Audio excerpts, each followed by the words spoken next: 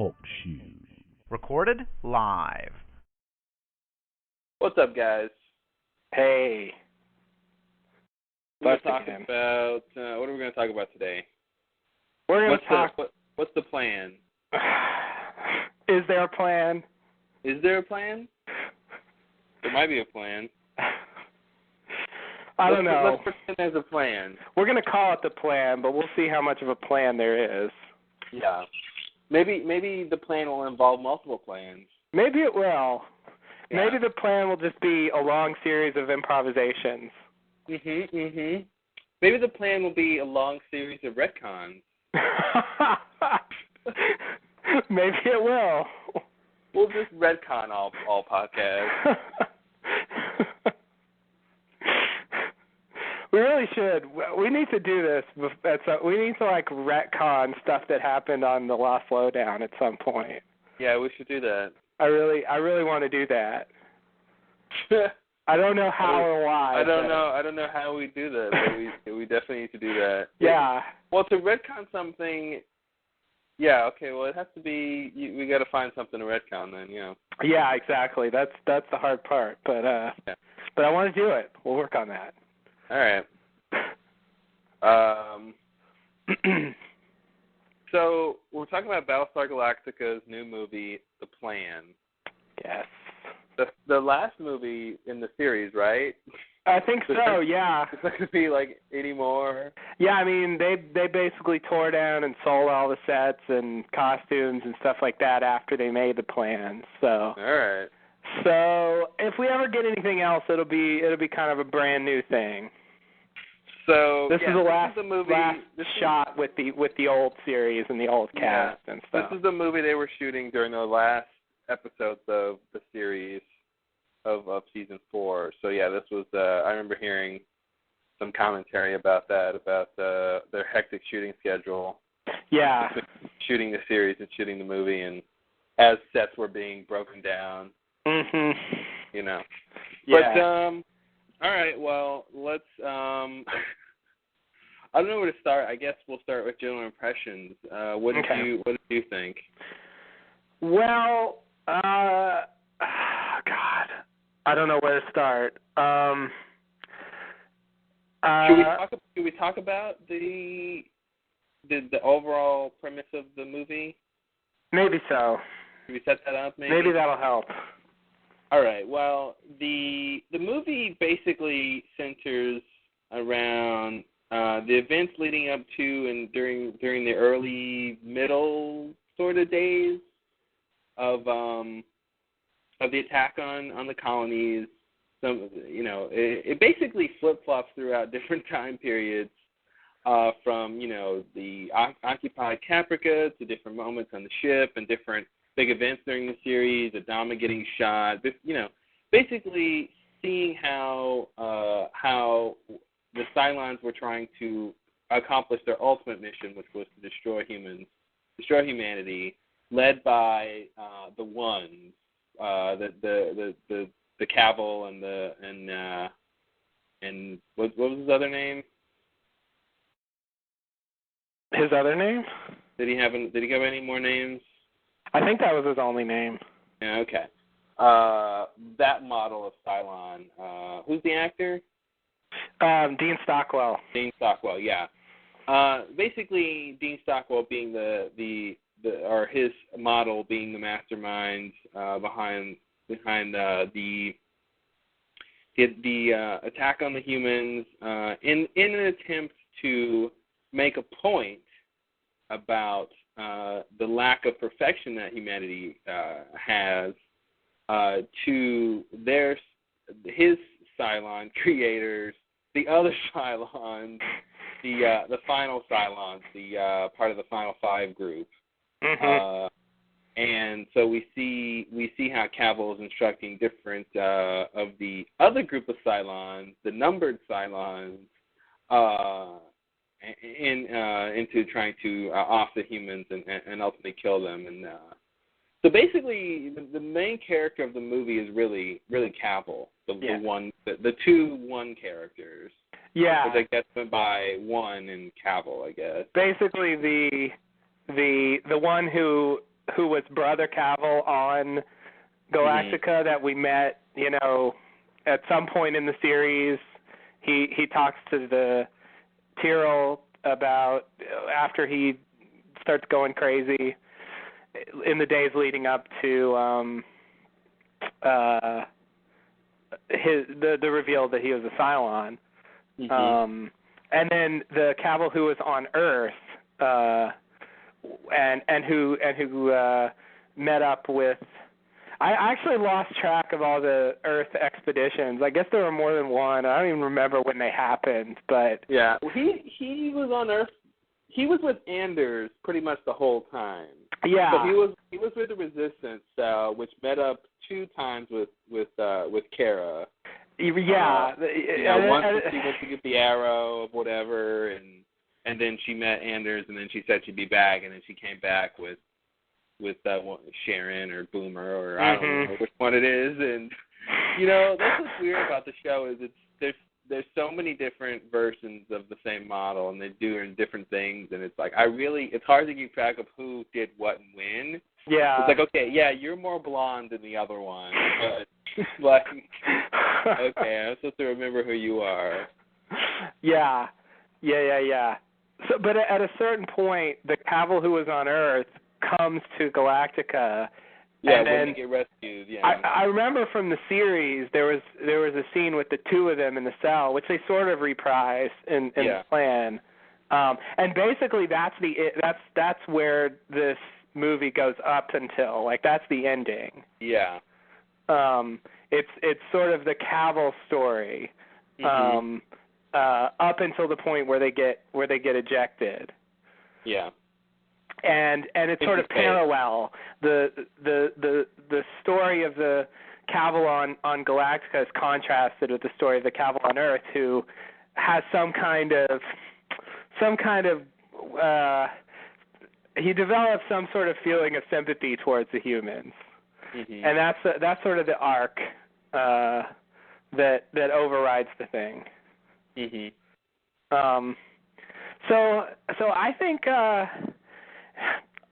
so the individual scenes I liked. There were several. So fair. That was what I was going to say. There were several individual scenes where it was like, I remember that I liked this show, and this is the kind of thing I used to like about it, and I like these characters, and Dean Stockwell is really good as that character, and having him at the center of this isn't a bad thing.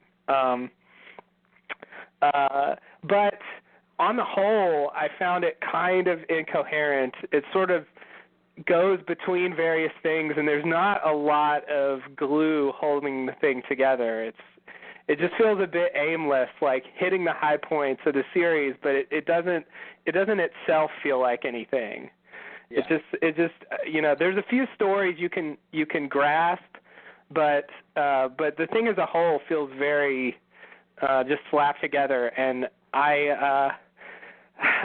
so overall, it at the end of it was sort of like, what was that I just watched?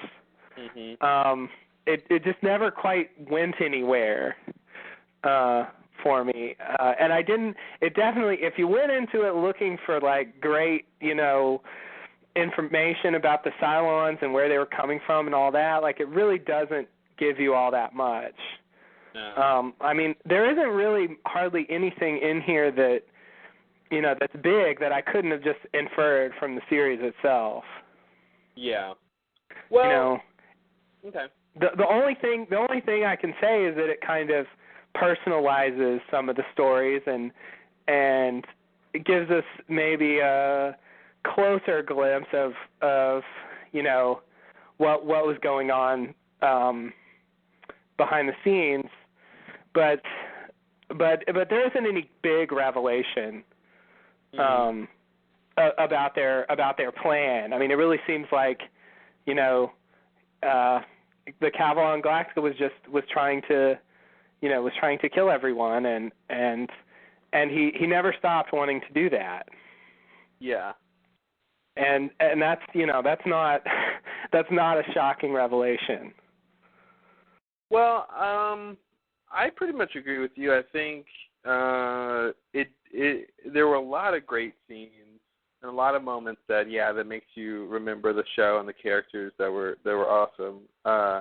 And yeah, Dean Stockwell at the heart of this makes this work. I think I don't know who else they could have gotten to from the Cylon perspective that would have made this work. And he, when he came into the forefront of the series, he was really interesting, and I'm glad we got to see him again.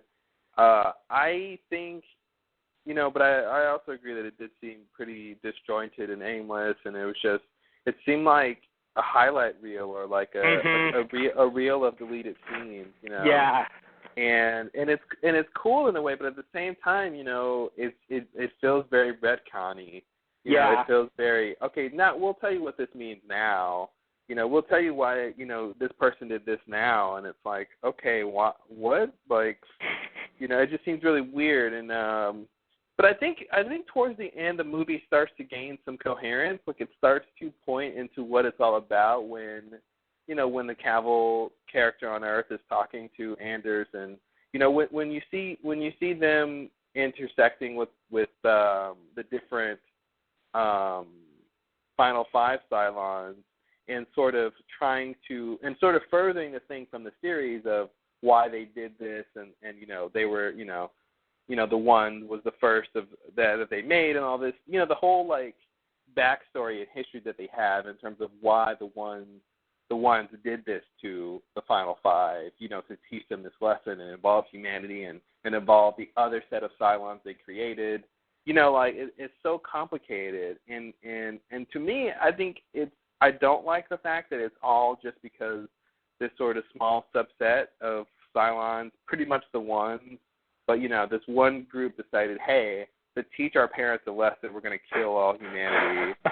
And it to me, it's strange that it's this small little thing that causes this whole big thing, but that's also interesting at the same time. Mm-hmm. So I liked a lot of it, but like I said, I think it kind of got more coherent. At least I kind of understood what they're trying to do towards the end when it was really showing you how the different Cavils were evolving and processing the input they were getting from the aftermath of trying to kill the humans, and how the Final Five, who thought they were human were sort of different at different points of realizing they weren't.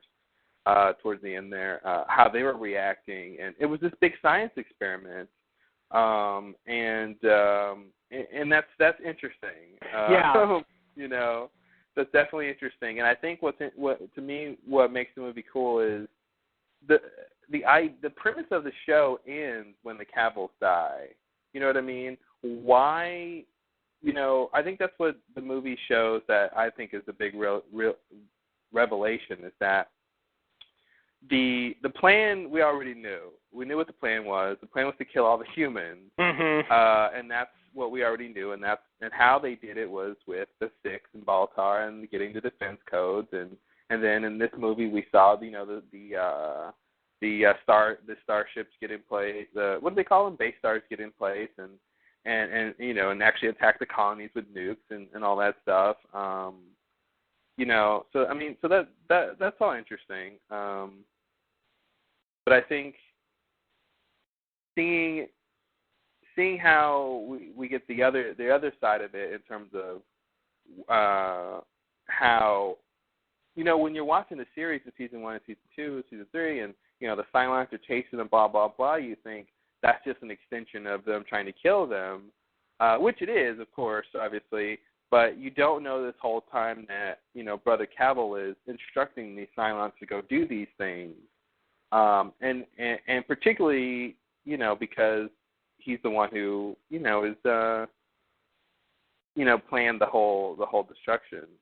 Mm-hmm. So it's cool to see that. I mean, it's cool to see, to learn that these weren't sort of isolated incidents, or, that Boomer, because I always thought she just sort of turned on when she because that's how they make it seem like she didn't even know she had a gun, kind of a situation when she shot Adama. But now we see, she had this whole thing and she couldn't do it. And I think it is interesting that they showed that, and I didn't really get this until they pointed out in that scene with the Six and Cavill in the room, and they're both drunk, and she's like, it's a very expository scene, but I'm glad they had it because at this point in the movie I needed it. When she basically says, you know, do you want what did she call it? A progress update, you know? And she points out how each individual Cylon had failed at their mission, you know? And I'm like, oh, okay, that's what you guys are showing us, you know, that they're all failing, and the question is, why are they all failing to do this? And it, you know, and it ties directly into the reason that they wanted to kill humanity, you know. So yeah, right, yeah, and if I had to point at something as being the core of the movie, I would say it's something like that. You know, the Cavill arc, and also tying in the Cylons in general, sort of having problems with being sympathetic to the humans. I feel like that's the overall theme, if there is one. But the problem is, you know, a lot of the stuff that's in there, you know, it just isn't focused enough to really come away with that. Like it's all the scenes are very loosely tied together around that idea. Yeah. You know, and so like I think you could cut quite a bit of the movie and still get that point across and have something more focused. I kind of like having all the deleted scenes, but it just doesn't feel like a movie. No, that's the thing. It doesn't feel like a movie. It feels like here's storylines you never saw. Yeah. Like it doesn't seem like a movie. It doesn't seem like they have you know. And I think, you know, the fact that the show is over, I think it makes it just feel like here's a bunch of stuff. Yeah. Yeah. Yeah, like outtakes or something. Yeah. You can enjoy this now. They really stretched their budget, man. There were some special effects shots, and I'm like, man, you know, it didn't look like spectacular, but it looked, you know, pretty good. And I'm like, man, you guys went all out for some of for this movie. You know, there's a lot of good stuff in here. And the Cavill, Dean Stockwell. I mean, like, if he's talking, it's a good scene, right? Yeah. You know, like that's what's crazy. It's he plays this character so well, and it's that, you know, that's really what saves a lot of the movie, I think. Yeah, absolutely. If you centered it around one of the other Cylons, I don't think it would have been nearly as good.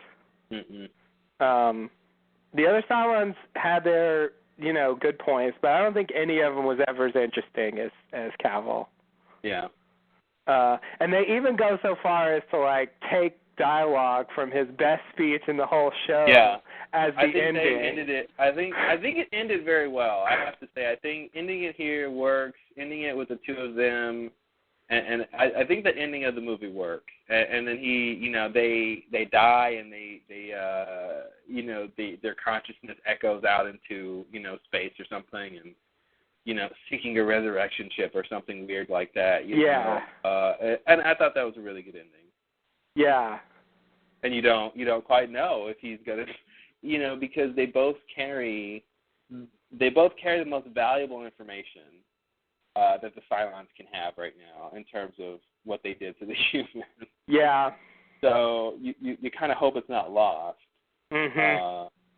But you don't know. I wish somehow that would have been the ending of the series. I don't know, like, because like I was trying to say earlier, which I probably just rambled about, was that so much of the series, you know, has nothing to do with the core, which was shown in the movie. You know what I mean? Like, it's kind of like, hey guys, after the Cavills are dead, it's over. You know what I mean? Like, the main impetus for what happened is over. It ends with those guys getting killed because there's no one left, you know, trying to, you know, hunt and kill them the same way that they were, you know. And because at that point, what season was that in? What season was what? When they found the Cavills. I think that was season 2. Okay. So yeah, it's just weird to me to think like everything after that is just kind of extra. You know what I mean? Like. Now I'm assuming. I don't really know, and maybe I'm wrong. I'm assuming that the bad Cavill, the one who was on Galactica, tells the good Cavill from Earth that he's gonna box him. Mhm. And the Cavill we see continuing, in the series certainly seems more like the bad one than the good one. I'm assuming that that's actually what happened. Oh, is that what's supposed to happen? That's yeah. I mean, I don't know, but that's what I'm assuming. Because I guess I assumed it was just different Cavill. That was just that wasn't any of those two. Oh, okay. Yeah. I don't know. I guess I figured they both resurrected, and the brother Cavill character is the one that we see later in the series. The other one gets boxed. Hmm. But yeah, I mean, since they all look alike, it's unless they say that, it's you don't really know. It's just that the other, I still don't quite understand what happened after this, because there's a whole new Caprica thing, and then all the stuff after that about the Final Five. That's the other thing, Cavill clearly seems to know who the Final Five are, and so I guess he was responsible for. I still don't understand how all that worked. Exactly. Somehow he I guess what happened is he came up with some plan to kill the Final Five, and when they resurrected, they were in human bodies or something. Or no, well, they resurrected in their regular bodies, but they thought they were just made to think they were human. Mhm. And he gave them fake memories or something, and then put them into human society, and then basically it was like, okay, if you love humans so much, then why don't you go be one? Mhm. And then I guess, and then he decided to kill them, to kill the humans too. Yeah, I guess so. Now I'm kind of confused on why he didn't just kill humans. Oh, because he wanted them to. It's really strange. He expected the Final Five. They thought they were made to think they were human, and he expected them to transcend humanity. He expected them to come to these grand realizations about their shortcomings in the midst of this like intense cataclysmic pain and trauma they're going through. Yeah. And I think what's interesting is what you realize is, Cavill just didn't really understand humans. Mhm. Because he didn't understand that they love their loved ones after they're dead. Like that was a big realization for him. But like that's the kind of thing that a human knows. You know what I mean? So yeah. I thought it was strange that I think it's the one showed a lack of understanding about humanity. In terms of how they relate to each other. And like he asked Anders, he said, if you could forgive the Cylons, that would be really transcendent. It's like, yeah, it would be, but what does that mean to forgive them? For what they did, they don't. Cavill can understand that because he knows why he did it. Right. You can't teach your kid a lesson without telling them the lesson they're trying to you're trying to teach them. Right. The other thing that I think is weird is how Cavill kept the Final Five a secret from the other Cylons. Yeah, that was definitely a thing too. It was like none of them really knew what was going on. Yeah, so like the Cylons really were just Cavill's agents. Yep. And so whatever we thought of the Cylons was really traceable to this one Cylon model, who is essentially responsible for everything the Cylons do in the series. Yeah. Which is ridiculous. Like that was not how it seemed when I was watching the series. Mhm. You know, it seemed like he was one of many, and they all had this, you know, mission they were collectively carrying out. But and maybe they thought that's what was going on, but you know, the reality was, you know, this was all Cavill's doing, and he was controlling what they knew, and you know, setting the agenda. Yeah, that's what's interesting, and I think they need one more movie to talk about Cobalt and the old Earth and the creation of Cavill. I think they need one more movie. Yeah. And I think we'll be set because I feel like yeah, like Cavill was one of, you know, it was the Cylons on it was the humans on Cobalt made the Cylons on Cobalt. Then the Cylons on Cobalt. Wait, then the humans on Cobalt went to Earth, right? The first Earth, and then built their own Cylons. I thought what I thought what I thought happened was the humans humans on Cobalt made the Cylons on Cobalt, and then the Cylons went to the fake Earth. Yeah. And the Cylons made Cylons. Okay, so yeah. So then the Cylons from Cobalt are like Helen. They're like the final five. Yeah. And then they go to Earth and they live, and then they make Cylons, which is like like Cavill. Right? Well, I think they make Cylons like the Centurions. Okay, yeah, that's right. They make Cylons like the Centurions.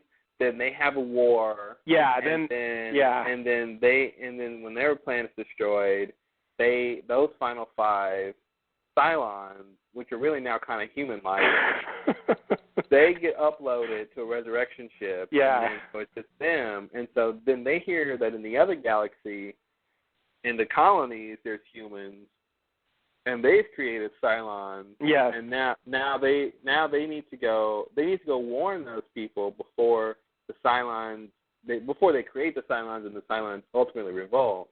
Yeah. So when the final five get to the colonies, they make contact with the Cylons there, the Centurions there, and then say, hey, if you call peace with the humans, we will let you have human-looking models, right? Yeah. And so then they created the numbered Cylons. Right. And so the first one was Cavill, was John or whatever. Mhm. And so he's one of the colony descendants, Cylons, right? He's not from the old Earth. He's one of the Cylons that were from the colonies, right? Well, yeah, I mean, I think, well, it depends on what you mean by that. But he didn't ever exist on the fake Earth. Yeah, that's what I'm saying. Yeah. So in that sense, yes, but I don't think. But I mean, they did mention that, like, she meaning, what's her name? Oh God. Helen? That's not Helen. That's not right, is it? Ellen? Is her name really Helen? I think it's Ellen. Oh, Ellen. Okay. Whew. Phone. Yeah, Ellen.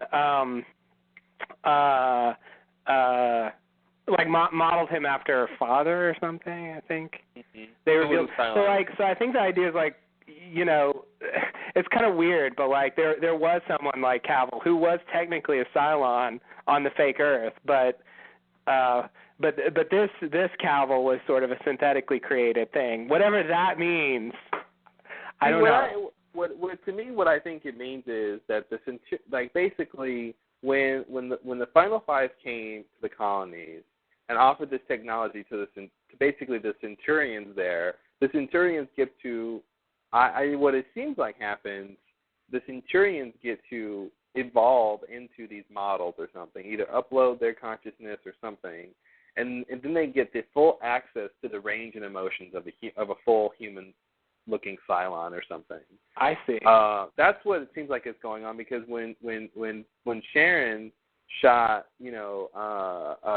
Adama, she said, I had to turn off all my human qualities and I felt like a centurion again, like just a complete like non-feeling robot or something. Yeah. So that's what I feel like has happened is the centurions get to now, instead of having to be in their centurion form, they can now be in this human Cylon-looking form, and then they go off and do their thing like that. But then they become these other people because they have that, they're in that model. Right. So I think that's how it works. Okay.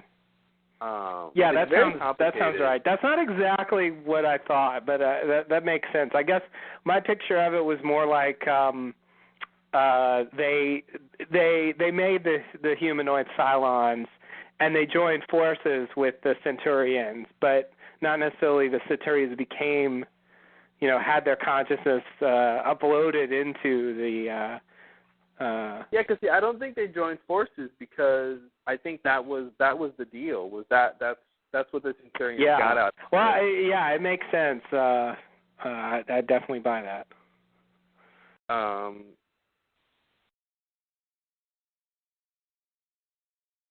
It's just I never quite made that leap in my head. Yeah. It always seems to me. The fact that Cavill, orchestrated all this just to teach the Final Five a lesson is pretty insane. Yeah. And the fact, they all survive the blast. It's like the ultimate version of that Arrested Development joke. Oh, what joke? Of the guy who's what's his name's like friend, and when all the kids are kids, he would like arrange for him to like get in these ridiculous accidents to teach the kids a lesson. Oh, yeah, the armless guy. Yeah, the armless guy. Yeah. It's basically like that. Yeah, it's basically like that. Instead of this time, the dad kills the armless guy to teach them a lesson. Yeah, with a nuclear weapon. With a nuclear weapon. But doesn't tell the kids he did that to teach them a lesson. That's so true. They have no idea that they need to change. Right. That's what's weird is if it's like he doesn't know, none of them know why. If it was like, okay, humans, you're full of sin, whatever that means. Why does a Cylon care about sin? Yeah. Didn't explore that at all, really. Yeah. And and if you don't change, then we're going to kill you all. Then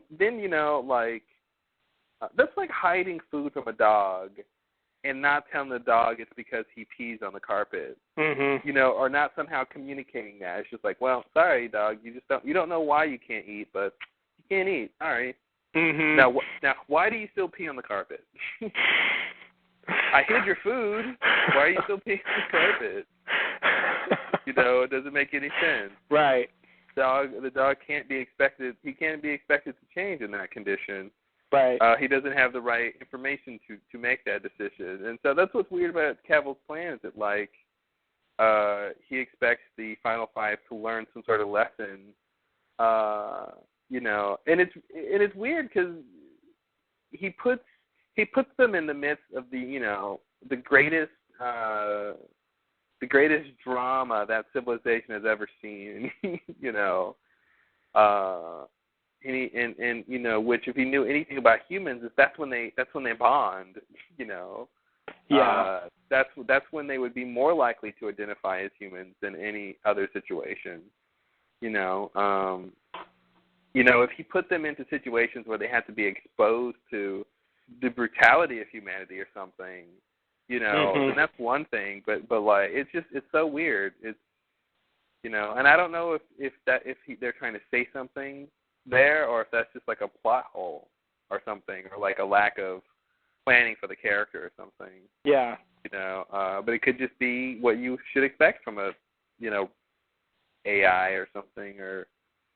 I just still think there's no difference between a human and a Cylon. Mm-hmm. I mean, at this point, there's been like 3 versions of Cylons and 4 versions of humans or something, and 5 of those are all the same. Yeah. It seems to me like only Ellen ever figured out that, or learned, really, I guess is the right word, that Cavill did all that to teach them a lesson. Mhm. You know, like once she died and resurrected and got to talk to him, you know, that's when she sort of figured it out. But I don't know if did she ever communicate that to anyone else? Like, I don't even remember that being brought up once she got back. Yeah, I did. I don't think she had time to send out the e-blast. Yeah. Didn't have time to tell everyone on the sideline mailing list what the news was. Like, they found out stuff about their history. They found out, you know, that they came from the fake Earth, and you know, they found out like some stuff. But did they ever really understand that the entire plot of the show revolves around teaching them a lesson? Like, I really feel like they just never quite realized that. Mm-mm. And it seems like they should have. Like, how do you fail to put a scene in like that? Yeah. I don't understand. It's I mean, at a certain point, like, the show was sort of, I guess, beyond like worrying about what, you know, what the main impetus for the show was in the beginning. That's what I was saying about, like, at that point where the Cavills are dead, like, that's it. Like, the rest of the show is not about that anymore. You know, it seems like it's, you know, they're just worried about the aftermath of that. But it's like, you know, Adama and those guys just didn't know what was going on. You know, like, we never knew all that stuff that Cavill had done. Like, we didn't know, like, if I'm not mistaken, like, we didn't know he was behind any of that, right? No, that was, like, that's the big realization, is that he was, you know, that he's the one who told Boomer to shoot, you know, the cat. Right. He was the one who told, like, you know, all this stuff to happen. And, yeah, that wasn't the picture I had. I always knew there were Cylons, like, on the ships, but I actually never pictured them collaborating. I certainly never pictured, even though I knew there was a Cavill on the ship, I never pictured him as a kind of mastermind or you know, leader, kind of directing them to do various things. Like, I really had the impression they just had, like, brain circuitry or something that was, like, going off and making them do things. Mm-hmm. Like, that was controlled from, you know, remotely. Yeah. That was my impression. I didn't have the impression they were actually, like, meeting up with Cavill and he was saying, okay, you know, blow up the water supply, you know, shoot Adama, you know, blow up this ship, you know, et cetera. Like, that was definitely, like, it sort of made sense, but that wasn't the picture I had. I really pictured the Cylons as just individual agents, like, doing their own thing separately. Yeah. And so that was weird. Like, the Six who shows up to try to expose Baltar. Well, it's funny that, you know, that whole thing, because it makes it, you know, it was such a weird. I remember when that happened, it seemed so out of the blue. Like, she's just gonna expose him now. Oh, but wait, like, it was fake. Mhm. And then she just disappears. Yeah. It was so weird, and even the way they showed it here was weird when he switched Cylons. Like, he had some other Six run off. Yeah. Which I don't know why he did that. Because he ended up just killing the other one anyway, right? Right. It was weird. I guess, were they trying to, because that Six comes back, I guess, right, or something? I guess. Like, I feel like they were doing that because that Six comes back later or something in the show, and so they can't show her being the one who gets off the ship. I don't remember. I just don't remember why they. I don't remember why they had how, you know, the whole thing about the one that got off the ship and then disappeared. Mhm. And then he was like, what did he say? Something about she's more than human or something, or he made some comment about that Six in terms of her ability to get away. Oh. He was like, she's almost supernatural or something like that. Who said that? Cavill. Oh. When they're in the air, they're like near the airlock or wherever they are on the ship, and you know, the other one puts on the wig and she starts running, and the security guys go after her, and And then the six who discarded Baltar was like, is she going to be fine or something, or something like that. And he goes, oh yeah, that one is. He made some comment about her abilities, but as it differentiates between that and Six's abilities, like somehow that other one was better equipped or whatever. It was just weird. Forgot what he said that. Yeah, I had no idea why they were doing that. I don't really remember the details of that plot, so I don't remember what the outcome was, how much of that we saw in the series, and what they were trying to explain. Mm-hmm. I remember she showed up and then it didn't work, and then she disappeared. But I was just like, okay, they switched sixes, and so what? They flip-flopped so many different places and so many different timelines. It was really hard to keep up, especially seeing some of the same Cylons at different places. Mm-hmm.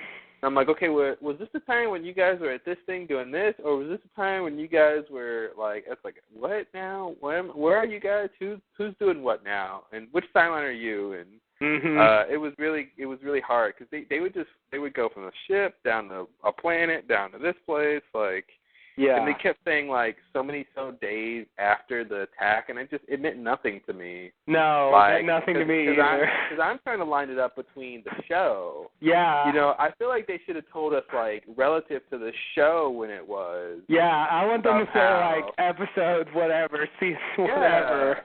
Because when we were watching the show, we were never thinking of the show as X days from the event. Yeah, I don't think they told us that routinely on the show. They didn't. And so it's weird now that they want to use that as some sort of timeline marker, but it's we weren't thinking about the show in that respect. So we don't care how I didn't care how long it had been since the attack. Right. I care where this scene fits in between the show. It tells us something about when it was, but it's not that helpful. No, it's not. We can at least say, okay, well, this has got to be past the early parts of the show if it's been 100, 200 days, since the attacks. But beyond that, it's just I don't even know why you're being this specific. Yeah. Because it's did they really expect? I mean, did they even establish enough info in the series to actually use those dates? I don't think so. I really don't think they did, but yeah. Yeah,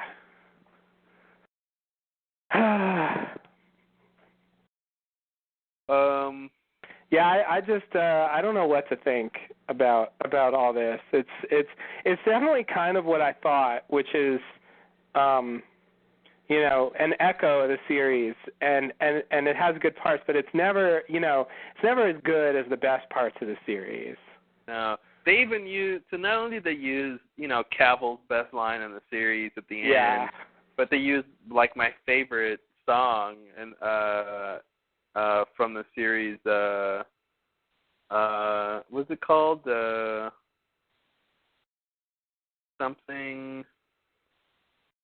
I forgot what the song is called, but it's that cool song that I like from that season 2 episode, I think. Mm-hmm, and that was at the end of season 2, I think. Yeah. Yeah. And they even used that. When did they use that? It was towards I didn't really catch it. I guess I didn't remember exactly what that sounded like. It was. I remember it was in a weird spot, but it was sort of towards the end. I'd have to go look again. Okay. It was sort of towards the end. Okay. But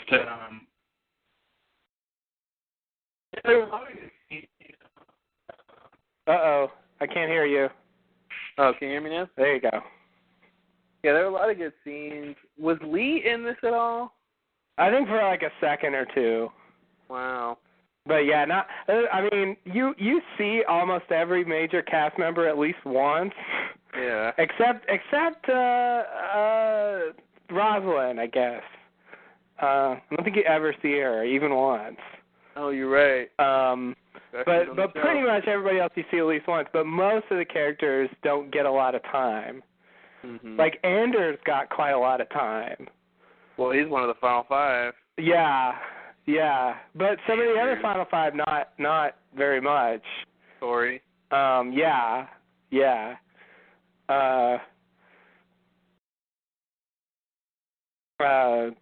And and the main characters in the series definitely didn't get a lot of time.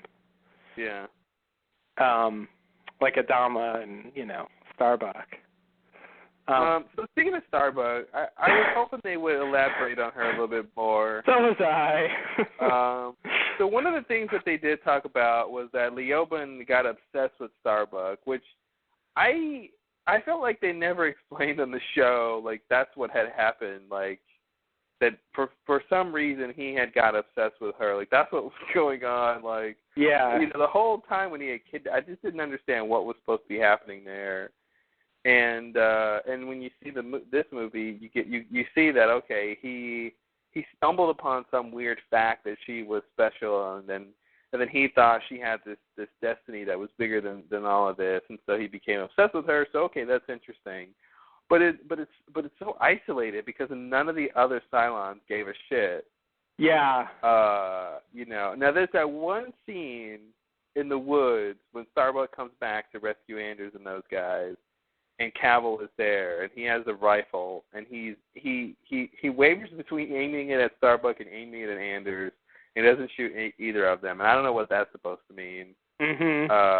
And I guess the idea was he was going to shoot Starbuck, but then he realized Anders would still love her after she's dead, and it would only make things worse or something. I don't know, but yeah, so it was weird that they talked about the Leoben stuff, but it was still kind of subtle in terms of what was going on. Like, I don't know why he thought she was special. Right. Yeah, I was surprised they even bothered to put that in there at all, because there's quite a few things that they left out, completely from the from this that that were also that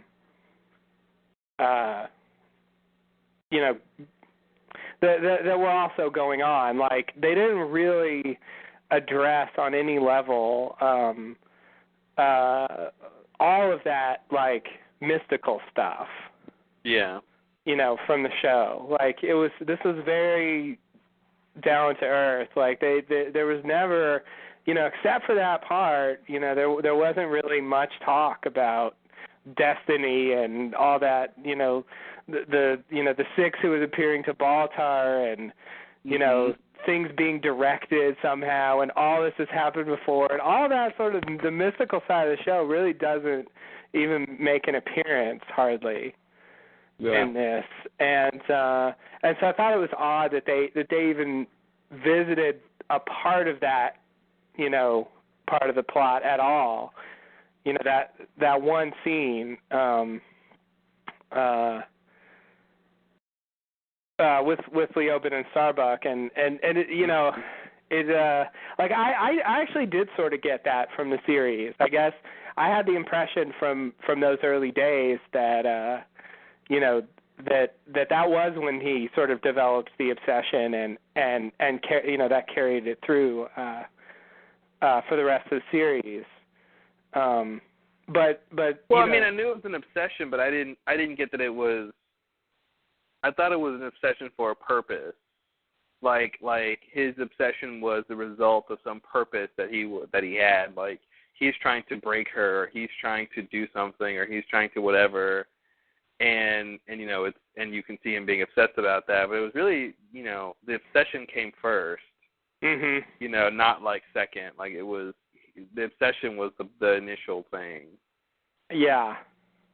Oh, I see. Yeah. Yeah, but they didn't, and also, the Cylons, like, religious stuff, like, that there was really basically no addressing of that at all.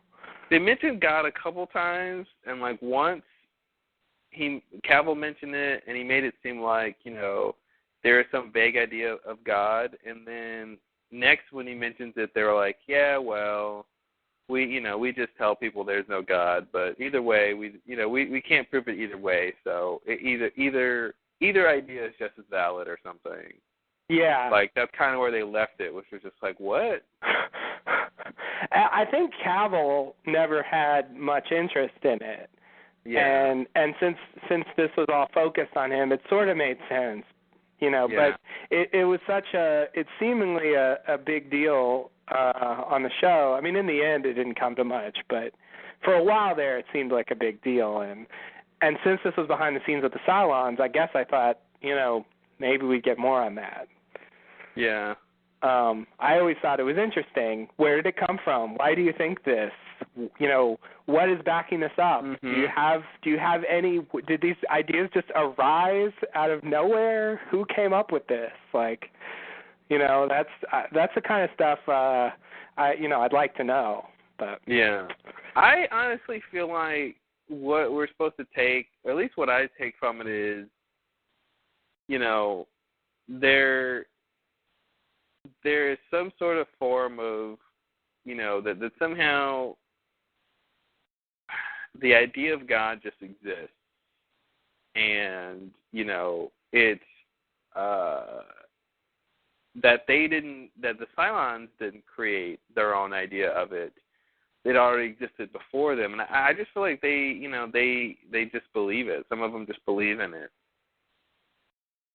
Mhm. I think it's just, I think there's really not much difference between a Cylon and a human. Right, but the human stuff got fleshed out to a certain extent. Like they would name gods and have like specific beliefs about them. Like there were texts that they took their beliefs from. There were the usual things that come with a religion, and I don't think they had. I don't think they had any of that. Yeah, they never seemed to, and it was like, okay, then what are you basing that on? You just, does every Cylon have their own personal version of their religion? Do they agree on things as a whole? Like, do they actually devote time to worshiping, or do they just kind of walk around with this vague idea all the time, like, and that's it? Like, I just... Yeah, that's the thing. I think, these Cylons, I think, are the numbered Cylons, I think, are pretty new. Like, I don't think they had been in their human Cylon form for a long time. Mm-hmm. So I really think they hadn't figured it all out. It seemed like that they had this whole civilization, but it seems like it has to be fairly recent, because they weren't given human form for a while. I mean, until recently. And yeah, within and those 50 years or so, I think. Yeah, and so those are the ones who are, doing most of the stuff, not like the Centurions and stuff. So right.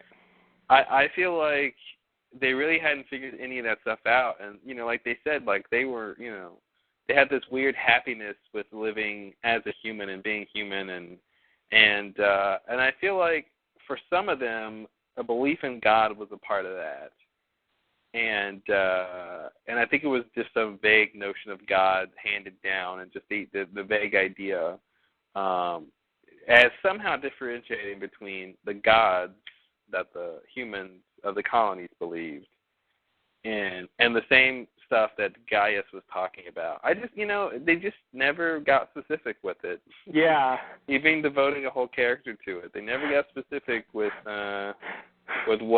what it really entailed. It was more about just the idea of them being involved with it than where it came from. And like, if they're developing human sympathies and human qualities, why not adopt the human religion? Why insist that the human religion is wrong? I don't understand. Well, because they don't like humans. Some of them don't like humans. Yeah. So I think they say, well, no, that's not right. Okay.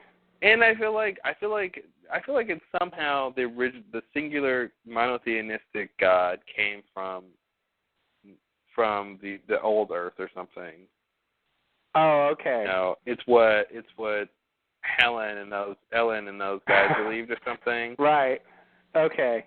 I don't know. Something like that, I feel like, is the case. Yeah, now that would make sense, because that was a whole civilization there. And, they very well could have had, long history, texts, practices, rituals, specific beliefs, etc.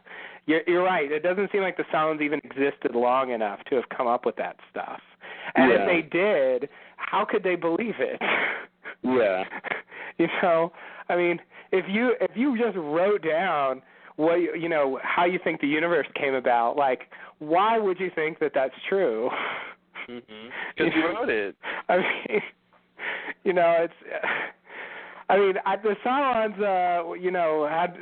I find it hard to believe they would be willing to accept that what some Cylon decided to write down, 2 weeks ago is how the universe was created and describes its creator accurately. See, and that's the thing. I don't know if their God. I don't know what their God has to say about the creation of the universe. Because these Cylons, I don't think you can tell the Cylons anything that's not scientifically accurate. So I feel like, it's not the Christian God, that they're talking about. It's something else, which I think is why it's so vague. Yeah. Yeah, I mean, I think it works because I agree. I have that impression with the Cylons. Like they would just,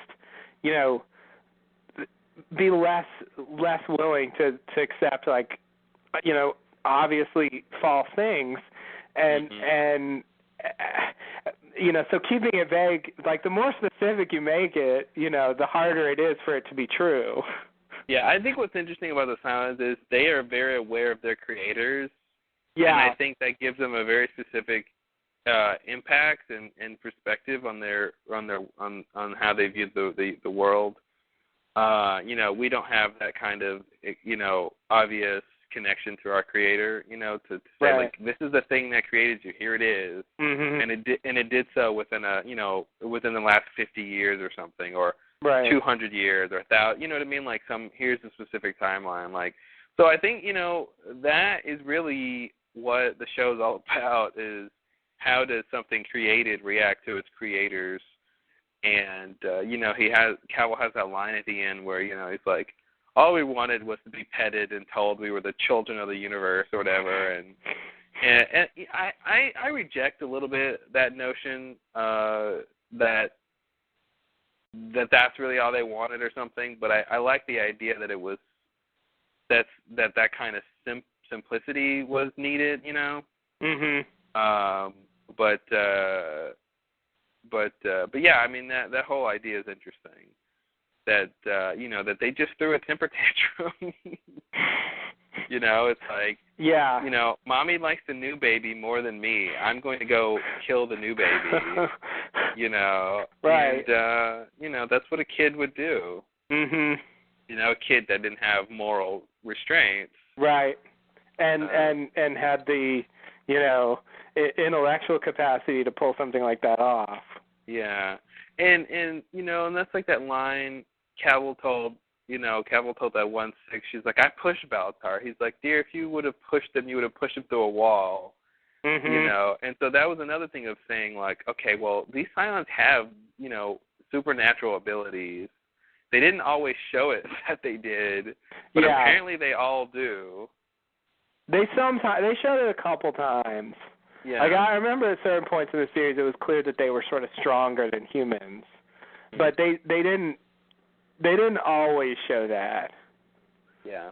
It was inconsistent, and I almost want to take that as a partial sort of retcon.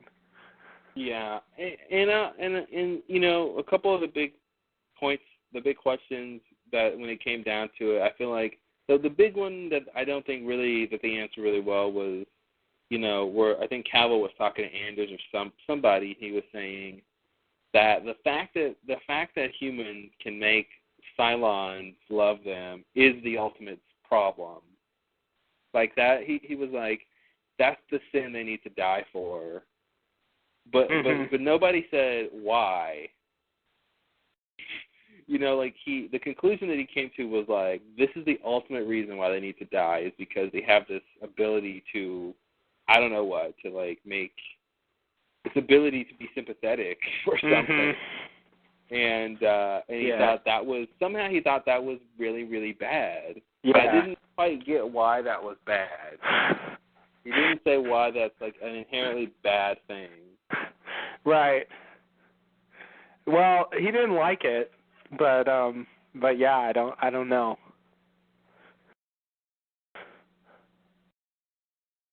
You know, for the most part, he didn't sympathize. Yeah. You know, they tried to, at least for the, I guess that was the parallel thing. One of the Cavils like sort of did eventually fall into the trap. Yeah. But apparently not to great effect, because you know by the end of the series we are not seeing that Cavil. No. So whatever happened, you know, to it didn't go anywhere. I still don't really understand what was going on after that. Whether they got resurrected or not, like all the new Caprica stuff, and I think that was the Cylons just really trying. I really think it was. Honestly, I feel like it was just the Cylons trying to what do you call it? Like, I don't know, steer the ship when the captain jumps overboard. Like, I feel like there wasn't this huge grand plan that they were all a part of, like, and talking about. I feel like, you know, once they start voting on different things, that's when they had to, like, you know, that's when things got changed and the course became different. And, you know, one group of Cylons broke off with the other ones. Like, they really became more individualistic as a result of the attack, you know, because they had to sort of make decisions about what they believed and what they wanted to do and stuff like that. And, you know, and then, you know, as you see, most of the Cylons basically, you know, end up liking the humans, whatever humans they come in contact with. And, which they should. They're made to. And so yeah, so except for that one Cavil who killed the kid. Yeah. So that like I'm not really sure what they were. I'm not really sure what I'm supposed to take away from that. They have, you know, they have the one on Earth like you know catch the disease, but and then they set up the one on Galactica. You know, he's got this kid who keeps like sneaking into his little area, and he, you know, he feeds him, and it's, you know, it's a classic thing where the grouchy, you know, old person like befriends a kid or a dog or something, and it makes them more sympathetic. But of course it ends with him murdering the kid. I guess just to like get rid of him. He didn't want to deal with him either. And he didn't seem a least bit troubled by that. No. I think he didn't care, and I think I mean, you can maybe even say he did it so he wouldn't gain any sympathy, you know, so he wouldn't be. See, I think that the Cavil. See, I think it would have taken. It takes a very specific idea to convince a cow, you know, to convince that model that killing the humans was a bad idea, or that, you know, humans shouldn't be all killed. Like, I think they were all in agreement about that. But I think what happened was the one on Earth, or Caprica, I should say. Oh God, Have I been calling it Earth? Jesus. I think you've been saying Earth, yeah. I didn't mean Earth, but yeah, okay. I think of it as Earth because that's where they started, but it wasn't. Yeah, Earth 1, 2, and 3.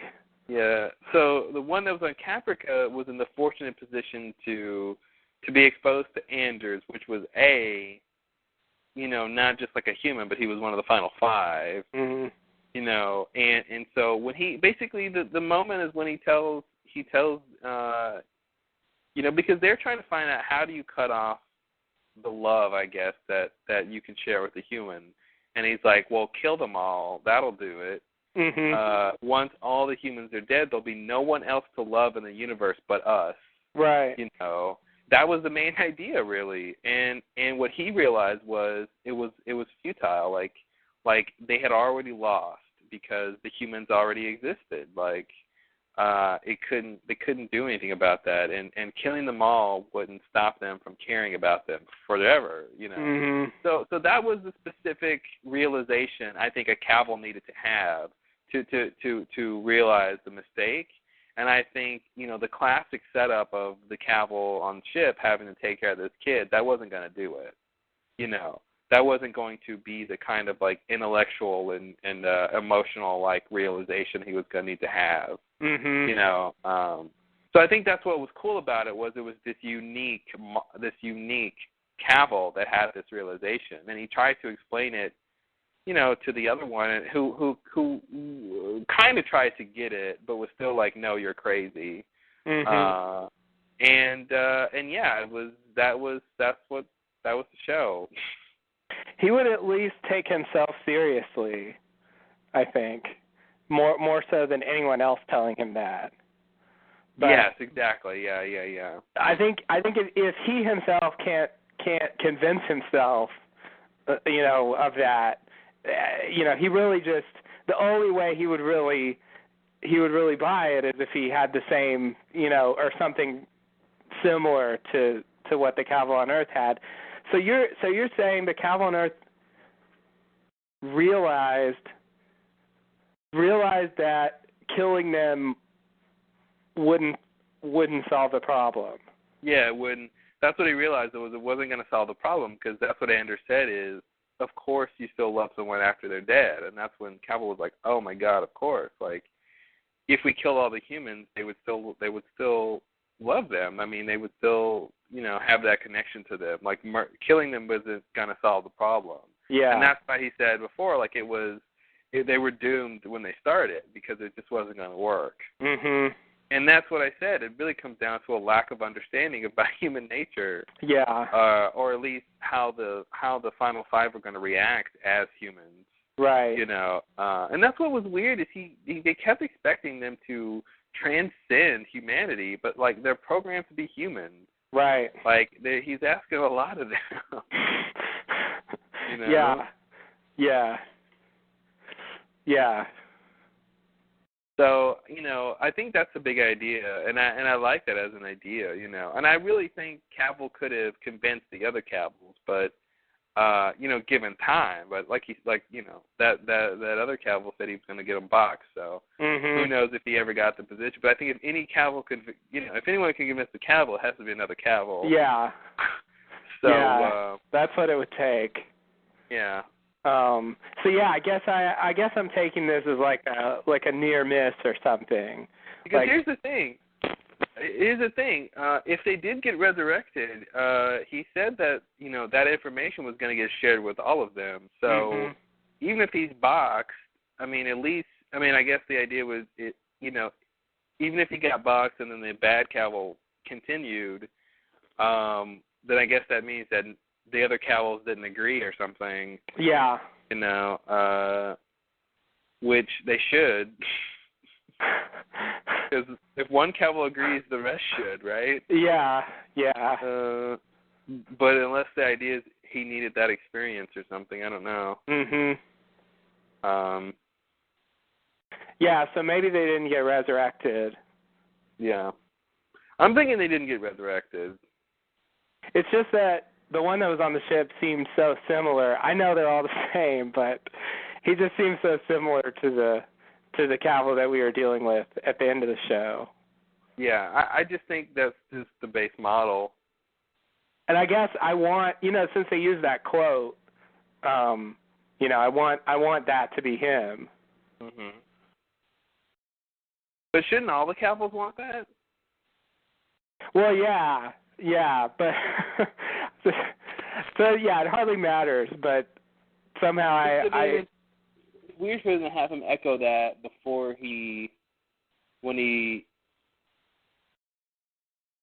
because why would it echo unless he's dying?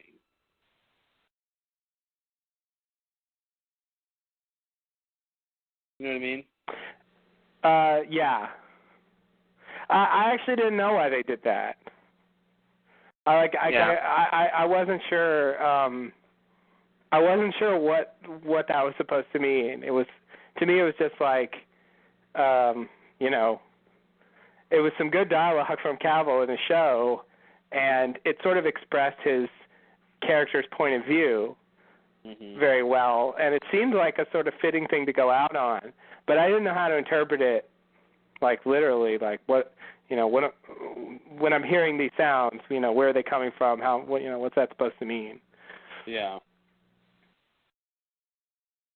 I think it is it sort of, his, I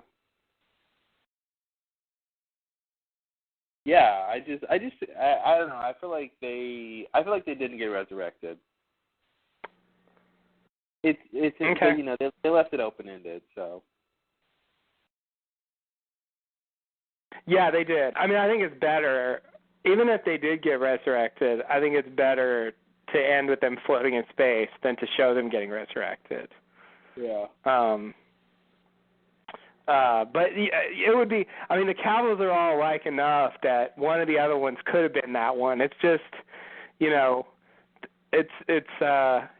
having the one who was actually on Galactica and went through, all that stuff through the show, having him be the big one at the end seems more satisfying. Yeah. Then that was just some other random model of the same type. Yeah. I mean, the Cylons are pretty complicated. I mean, like, they're about to die and they decide to hold hands. Like, oh yeah. Like they still have this. They they're not able to transcend their human parts. So I just wish the show was more explicit about what it was trying to say. In terms of humans and Cylons and what any of that means. They showed a lot of stuff, but they never said what they're trying to say. Right. Yeah. Yeah. I kind of wish I understood the mystical stuff. I was hoping this would have some insight about that. Because like all along the Watchtower and the coordinates and the destiny and the Starbuck reappearing and all that, Yeah, they showed Leoben doing Starbucks painting, and it's like, yeah, why? Yeah. Why are you doing that? Exactly. Exactly. Yeah, it was like a tiny hint of that, but no explanation or context or any development of what that's about. Thanks, guys. And like it seems like all that stuff is like I can kind of understand why they wouldn't show, but they showed a lot of stuff. I mean, it just I don't know. That's one of the biggest open-ended things on the show to me. Besides, like, the Cylon's plan, which I guess they addressed. When I saw Baltar and the Six in the beginning on Caprica, I'm like, you guys are both angels. Shut up. Yeah, I kind of thought that too. I don't even know what you guys are. Like, what are you doing to me? Yeah, that's the thing. Cavill never seemed to know about the hallucinations people were having or the visions, and yeah, there was so much more going on than what this movie talked about. Yeah, and there was a lot going on that this movie talked about. Yeah, like they had to go to Earth to get that arrow, and then they took it to Cobalt, and then that showed them Earth, and what the fuck? It just seems like there's bigger things going on than just what Cavill is all about and the Cylons are all about. Like there's bigger. There's like 2 or 3 civilizations before Cavill. You know what I mean? Like so it seems like there's just way more. There's just more layers that we never get to see. I mean, that's what it seems like they're trying to say. But with the ruins and the like the arrow. I mean, all that stuff had weird properties to it. Yeah. And I guess, it seems like a bigger thing, definitely, but, the impetus, the whole reason they needed a place to go was what Cavill did. It's like the only reason all that destiny could play out is what Cavill did. Like, you take Cavill out, and you take his plan out, and you don't have the need for any of that, Well, but you could... But, I mean, it was always part of the story that there was this, lost Earth. I mean... You can still need that stuff to go find it. Yeah, if they wanted to just go find the Earth, Yeah, if they wanted to go find it, just for exploration, just for the sake of finding something they didn't know about. Yeah, I mean, they could do that, but all of the like, various events that seem to be directing them, like none of that stuff would have been necessary. Mhm. Because it seemed like they needed to be directed there because, they needed a home. Yeah.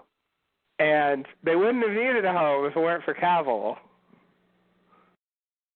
Yeah. Well, they wouldn't have needed a home if all of them died in the first attack. Yeah. That's so maybe, true too. I don't know. Maybe there's something bigger going on stopping Cavill from killing all the humans. Yeah, like I feel like we're kind of supposed to think that, but it just, I don't know. Like I feel like you can't quite separate Cavill from the overall thing since his actions are such a huge part of the overall, destiny thing that plays out. And the thing that's happened before is essentially, what he did. Yeah, getting the final 5 Cylons getting attacked by their Centurions. Yeah. Like that's what's happened before, right? Yeah. And then I guess that happened on Cobalt. See, they just should have explained more about the backstory, I think. But then at the same time, they want to have the mystical parts, but then they, Laura was like, "Oh no, none of the prophecy was real." Mhm. Like, wait, the arrow led you to Earth. Yeah. Well, hold on a second. One misfire is not a good enough reason to throw it all out. Yeah. And they actually get to, old Earth, and they're like, "Oh, because this is destroyed, therefore the prophecy was wrong." Well, nobody said it was going to be nice. Yeah, exactly. Yeah. There was no guarantee. And so, yeah, they were really quick to, like, abandon stuff if it wasn't, like, exactly what they wanted. Mhm. But it's like, I mean, I'm all about being skeptical about prophecies, but if prophecies come through as much as they did in the show, I'd be all about them. Yeah. They had a good track record as far as prophecies go. They did pretty damn good. Yeah, they did. So yeah, settle down with your, it's all lies, I'm going to burn the book now. Like, yeah. Sorry, it's, He had all those visions and stuff. Yeah, exactly. Yeah, you just don't throw away visions. So remember that scene where they're about to take the Cavils out? They're in the hallway, and all the Cylons, all the final 5 are there for no apparent reason. Like, Mhm. Corey's coming down the ladder, like, what are you doing? And then the Cavils see all of them. Like, that shot wasn't in the show, right? I don't think so. Okay, I was gonna say, like, there's no way. At that point in the show, like, we weren't even. It wasn't even about that. Final 5. Yeah. No. I don't even know if Tori was a character at that point. She didn't really come into play until what's his name died, and I think that was in season 3. Really? Yeah. I thought she was Laura's assistant the whole time she was president, though. No, originally it was that other guy, Billy. Oh, it was Billy. He was her assistant for the first part of the show, and I think he died, or maybe it wasn't season 3. It was somebody else who died in season 3. I don't remember when he died, or how he died. Anyway, once Billy. he died, that's when she showed up. Okay, that's right. So that scene when they're about to be let out and they tell everyone to stop in the hallway for no reason. Mhm. And they see all the final 5, and he goes like, they say something like, "Oh, I didn't think it'd be like this" or something. Mhm. That was a weird little scene. Yeah. But it made me think, were they trying to make that connection between like the last between like the big meeting of the Opera House stuff. Oh. You know what I mean? Like, was he trying to say, oh, I didn't, like, you know, like, the Opera House is how I envisioned they would all be together in the same room or something, and yeah. and this is, you know, like, I was trying to see if they were trying to tie it to that. Maybe they are, yeah. Yeah, I mean, you know, I don't know what did he think it would be? What else? I mean, that seems like a reasonable thing to jump to. Mhm. Yeah, it was a weird movie. It felt like a retcon in that this movie very much assumed that we knew who the Final Five were. Mhm. And there were no hints like that in the original series. Yeah. So some of those shots like just seem a bit artificial in retrospect. So is the beginning scene when we see the Final Five in their little bathtub things? Is that supposed to be? I guess that's supposed to be like where Ellen wakes up or something when she wakes up or something like that. Was that supposed to be like the beginning, like they had just been sent into their human lives or something, or I forgot who was in. Was it Cavill in the room talking? Yeah, it was Cavill in the room. Yeah, I think that's the idea. I guess that's, you know, where he kept them while they were humans. Mhm. Which I guess means they had more than one body. Which they must have, because Ellen resurrected with a different body. Mhm. Because her original body was on New Caprica, so they must, yeah. So I guess that's what that was. That's so weird. It is weird. It is weird. I was kind of disappointed that we didn't get to see more of the Cylons ships.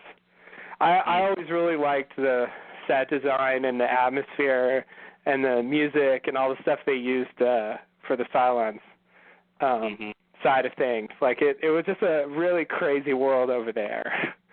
So with the Cylon ships, when they fired the nukes and stuff, was this the first time we saw them actually turn and rotate like that?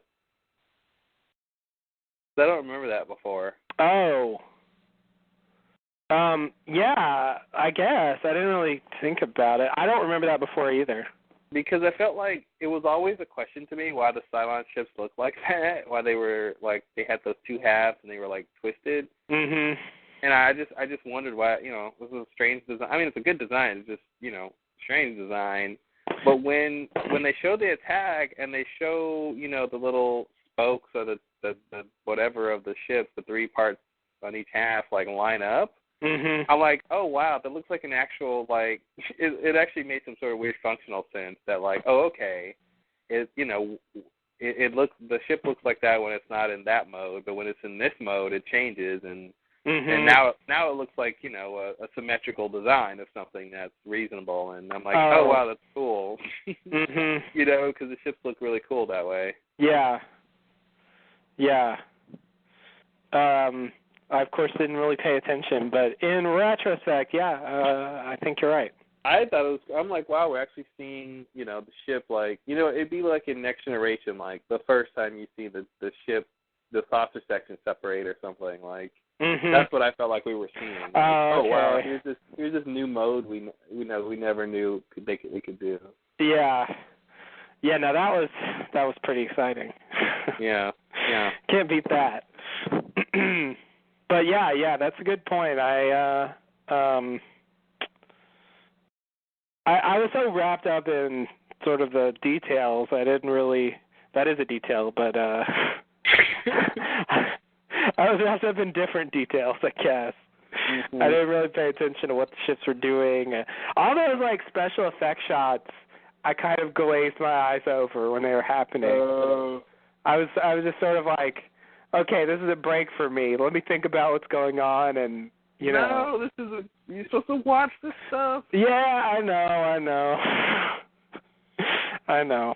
They do want us to see the it. actual bombing of the planets looked different than I imagined it. Yeah, me too, actually. There was a lot of, like, smaller bombs, and, Mhm. I imagined just, like, and it was way more ships than I thought were involved, and all kinds of stuff. Yeah. I still think it's weird how the Six saved Baltar. Like, that shot of, like, the big glass, like, door being blown in and her just, like... Yeah. It's a really cool shot, but, like, I don't know. I don't quite buy it. I don't quite buy it. It doesn't seem realistic to me that was enough. Yeah. Six is... She might be strong, but she's not like... Hey, maybe it wasn't enough, all right? Maybe it wasn't enough. That's all I'm going to say. Maybe if he was human, he would be dead. All right. Point taken. I forgot we were dealing with angels here. Dude, we're dealing with something. I don't know what we're dealing with.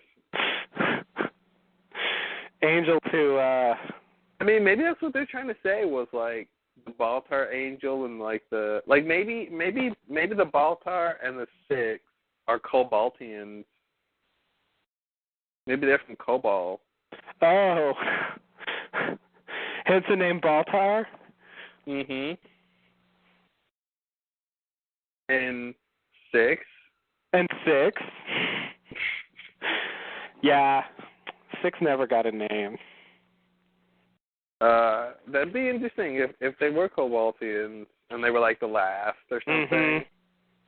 It's weird that they would take that form. Of all the people / machines they could look like. Mhm. Well, I feel like that's what they look like. WTF. Yeah, well, I guess so. They gotta look like something. Yeah. That's weird, though. There was a lot of shit going on with Baltar at the beginning of the series.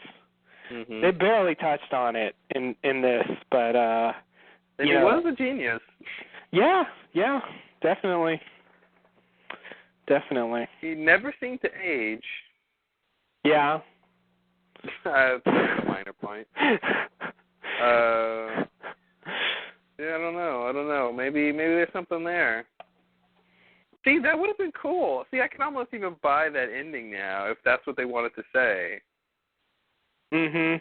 But somehow it was like they were watching over the generations of civilizations that came after them. Their descendants. That's just weird, though. Yeah, because the Six was supposed to be a Cylon, and like not even an old school Cylon, like a new Cylon, and Baltar, Baltar had like a dad and all those scenes about him and his family, and I mean I guess some of that could have been made up, but there was actually the guy, and like how does that, how do you explain that? I mean, with some of the other characters, we never saw anything, but they actually gave us background with him. Yeah. So it's weird. It's weird for both of them, I think, if that's the case. Well, maybe the Cobaltians didn't really look like that, and they took those forms to infiltrate the minds of Baltar and the Six. And, yeah. Yeah, like that's kind of like I had the sense when the Six was appearing to Baltar, it was appearing to him in that way because he knew that she was partially behind the attack on the colonies, and he had helped her, and so a lot of his like mind was revolving around her at that point, and of course his own like personal thing with her. So I got the sense that whatever it was appearing to him, like picked up on that and appeared as her. Yeah. But it never occurred to me that they would be Cobaltians. I guess I thought they were, angels. Yeah. See, that's the thing. If they if they keep it in the context of the story that they're telling, I like it a lot more. If somehow they're Cobaltians or something, I like that a lot more. If somehow Starbuck is a Cobaltian, I like that a lot more. like somehow they're descendants, or there's something to do with that. I think that's a better explanation because it ties it into the story. Mhm. Instead of just saying, oh, they're angels or something like. Yeah. That has no meaning in the story. What does that mean? Right. Nothing. Yeah, and actually, it's not even clear that anyone on the show believes in angels. No. Like, even, so the humans don't because their religion doesn't have angels in it, but the Cylons never, I don't think, talk about angels either. Mm-mm. So it's not clear that anyone on the show believes in angels. So it's kind of weird if they exist. Yeah. And, like, just no one knows about them or something. Like, it seems like that's just, playing to the audience. Mhm. Like, it doesn't really make sense in the context of the show. Yeah, that's why it sucks. Yeah. Yeah, I don't mind it being unexplained. I'd rather it be unexplained than to say a bad explanation. Yeah. Yeah, absolutely. Yeah. Absolutely. Speaking of, I'd just like to, since we're podcasting, maybe I'd like to do like a 5-minute mini review here. What? Oh, yesterday I watched a movie that's in some form or another out in theaters right now called Paranormal Activity. I am pretty sure you've heard of it. I'm familiar with it. So I should make clear that I watched, don't ask me how, but I watched a version of this. This movie was made about 3 years ago, and it was various DVD screeners were sent around. It was shown at festivals. They were trying to get it, distributed.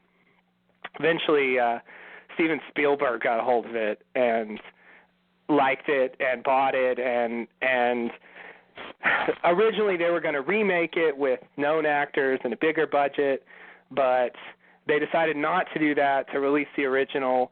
But they did touch it up. They changed some things, added some effects, they added some scenes, and most crucially, they changed the ending.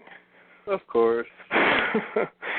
So the version of the movie I saw is not the version that's playing in the theaters right now, but the original from 3 years ago. The version that Steven Spielberg saw, basically. Okay. And I have to say, I thought it was pretty good. Yeah.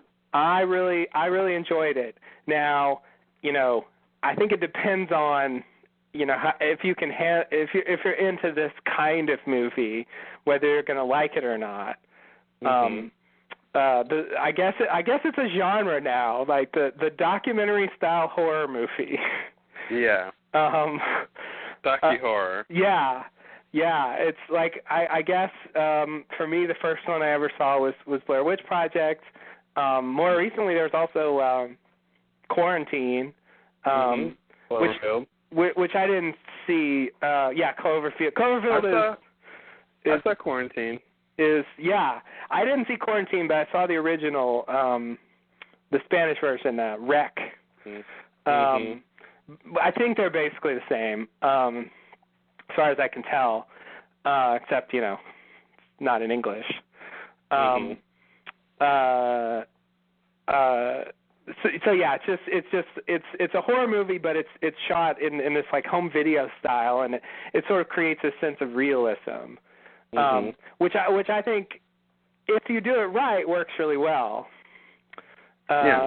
And like I personally, I'm a huge fan of the Blair Witch Project. I think that's a great movie. Not Citizen Kane, as we often say, but as far as horror movies go, definitely top 10, if not top 5. For me, Quarantine / Rec, I didn't love, probably because I'm not a big fan of the sort of zombie movie, which is sort of what it is. And I didn't find it all that scary, probably because I just don't find zombies all that scary. But they definitely used the style, and like it was definitely an attempt to do a zombie movie in the in the documentary style. Mm-hmm. And on that level, it worked. It was a zombie movie like you don't normally see it. Yeah. So this is basically a haunted house version of the documentary style horror movie. Okay. Yeah. And I guess Blair Witch is, I don't know, Lost in the Woods or something. Yeah. And so it's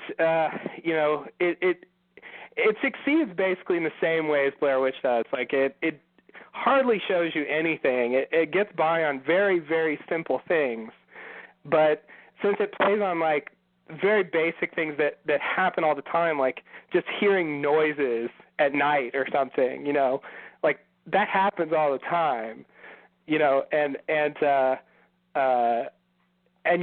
you wonder what it is, and a lot of times you really never know what made certain noises. Yeah. And so they do a good job, like, playing that sort of stuff up and like really building the tension. And it's a very slow build, and I thought the actors were pretty good. I liked how it was just like this one location. It's a very simple movie, and it all sort of,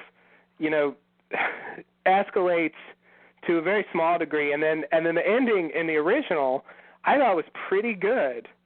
I like it. I don't quite love it. It's not as good as Blair Witch Project. I'd say it's maybe half as good as Blair Witch Project, but still I thought it was very, very good ending. And I've since learned how they ended the version in the theaters. Yeah. I had to look it up. I was curious because I watched this and I was like, is this the ending everybody's saying is crap and they gave away in the trailers? Like, I couldn't believe it because if you look at what the ending of the original is, like it wouldn't play very well in a trailer. Yeah. So I just couldn't imagine that this was, so that's when I found out that they had changed it. And I've managed to see a clip as well of the theatrical ending, and man, worse. It's a lot worse. Yeah. It's way more in your face. It's way more explicit about what's happening, and for the audience, I guess if you really want a payoff, it's definitely better. It definitely gives you a payoff. But and the original kind of gives you a payoff, but it's just a lot more subtle. Yeah. And you don't see nearly as much. And it lets your imagination do a lot more of the work. And I just think it was a much better idea. I understand why they changed it, but I think the original was a better movie. And I think if you can, the original is a version to see. As I understand it, a lot of the stuff from the original is still in the movie, so it's probably still worth watching because a lot of the just setup scenes are quite good. Overall, thumbs up. I thought it was very good. Oh, cool. I would give it probably 3.5 stars. As far as horror movies go, I don't like very many of them, and this is one of the better ones I've seen in a number of years. Well, you should go see the new one. The theatrical version? Mhm. Yeah, I guess I should. I know I'm not going to like the ending as much, but yeah, they added some stuff, and I think they added some special effects. I don't know if I'm going to like that or not. The original gets by on very simple stuff. They do what Blair Witch did. They just kind of, pull a string. Yeah. Yeah, but you can't. They do such simple things that they don't need fancy special effects. Yeah. But they work. They get a lot of mileage out of them. I think the place where it's weakest is it's fairly explicit about what's going on. In a way Blair Witch is not. And so you really kind of can name and understand what the issue is. Mm-hmm. And I think that was a bit of a weakness. And there's one particular point where they kind of give you a pretty heavy exposition of what's going on, and I didn't really like that all that much. Yeah. It wasn't very. It didn't really help. It kind of made it less scary. But still, it definitely scared me. And if you're just like sitting in your house alone and you start hearing noises, it's a very good movie to watch in that environment. Yeah. If you want to get scared about something. Who doesn't? So anyway, that's my review. It's a little weird because it's not a version that is necessarily out there, but there were screeners passed around all over the place 3 years ago, and so they got preserved in one form or another. I bet that form is digital. Yes, I think it might be. Well, cool. That sounds interesting. Yeah. So I guess I recommend it, but I don't know. It's weird because it's not exactly the right thing to say. Yeah. You'd pee on it if it was on fire, then. Yes. Okay. Yes. I mean, it loses points because it's not exactly original. A lot of what it does, Blair Witch did just as well or better. Mhm. But still, as a derivative thing, it's good. But not as an integral thing. Right. Thank you. Just making sure. Well, cool. Well, I think that wraps up the podcast then. Okay. Yeah, I just thought I'd toss that in there. Well, I say go see The Plan. Yeah, go see The Plan, especially if you've watched Battlestar Galactica. Yeah. And if you haven't, you really shouldn't have listened to any of this. No. Spoiler alert. Yeah. Does that cover what the last 2 hours? We'd like to put a spoiler alert at the end. We don't want to spoil you of the alert. It's a little late, but you don't want to be spoiled by the spoiler alert, so we put the spoiler alert at the end. Mhm. That's how we do it. Oh, so the spoiler alert would actually spoil you. It would spoil you because you'd know, oh no, there's going to be a spoiler here, which spoils you. I see. Okay. Yeah. All right. So we put the alert at the end for our fans, for our listeners. Right. So now they can know that what they just heard was spoilers, but it doesn't spoil them. No. It doesn't spoil them. The spoiler doesn't spoil them. Okay. Information of the spoiler will spoil them, yeah. Okay, I see. But the spoiler itself won't spoil them. Mhm. I don't want to say spoil anymore. It's kind of a dirty word. Yeah. Spoil me. Yeah, well, BSG, I guess you're dead now, finally. I feel like I can finally let this go, yeah, the movie doesn't really give much more closure or anything. It just kind of tells you why Cavill did what he did, and that's about it. And it's interesting, Yeah. I mean, yeah. For me, it's not the ending of the series to me. Here's a question. I'm taking this as sort of an extra thing. What? Yeah. What if they would have? I know they couldn't have or whatever, but what if they could have shown these scenes? What if this story was being told along with the series? So that, when Boomer is going to shoot Adama, we know why she's doing it. We see the scene of him making her do it. Like, we know what Cavill's up to. Like, the whole time we know what he's trying to do. Like, we're seeing this stuff in the appropriate episodes. I think that would have been interesting to have Cavill be, this bad guy figure early on.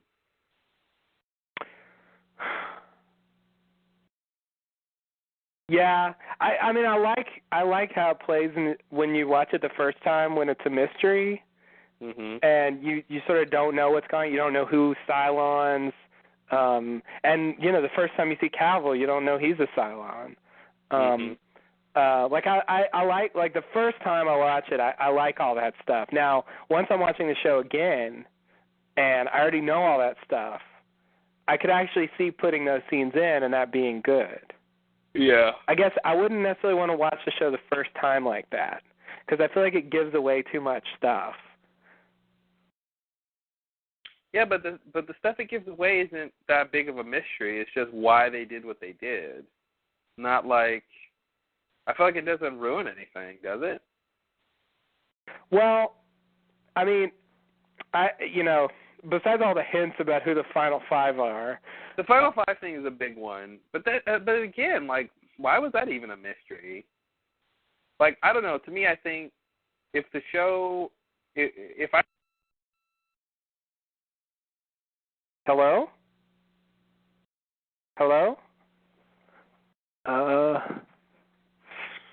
Is it just me? Now, see, fuck. I'm not even on right now. Hold on a second. Hold, please. Just gonna check this out. Yeah, he's gone. All right. Well, what am I going to talk about? Let's just fuck. I was not prepared for this, obviously. I'm just learning to use tabs. I really think tabs are a wave of the future. I've been kind of a open one window for everything kind of person for a while, and now I'm starting to use tabs. I don't know. I feel like I'm late. I think everybody does this, but now I'm doing it.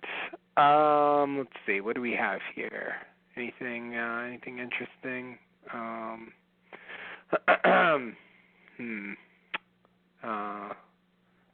Government says swine flu vaccine catching up to demand. Within a week, 40 million doses ready near the end of October. That was the estimate, but instead they'll only have 28 million. And they're going to have 10 million more. Well, that's good. I don't know. I don't have anything to say about it. It's interesting to me, though. So a lot of people around here getting swine flu. I don't want to get it. I really don't. It seems like kind of a miserable thing to get. All right, let's see. Revolt in New York. That's a dramatic title. Let's see what this is about. Ooh.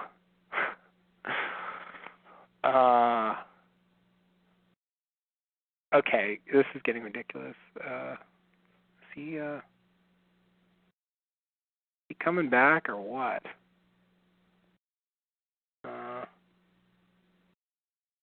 I don't know. Anyway, let's continue here. Saturday's decision by Republican Didi Skotsafava to drop out of tomorrow's special congressional election in upstate New York is a potentially big political movement that could help to return the GOP to first principles, or could lead to internecine ruin. Internecine. I've heard that word before, but I don't know what it means. Let's look it up, shall we? Interneci. I thought it was internecine, but it's internecine. Marked by slaughter, deadly, especially mutually destructive, all relating to or involving conflict within a group. Interesting. Okay. Well, that makes sense in context. Yes, internecine ruin. Much will depend on how GOP leaders and conservative activists respond. picked by GOP elites without a primary and with a voting record to the left of many Albany Democrats, Ms. Skotzafava faced a revolt by local and national conservatives in favor of businessman Doug Hoffman, who was nominated on the Conservative Party line.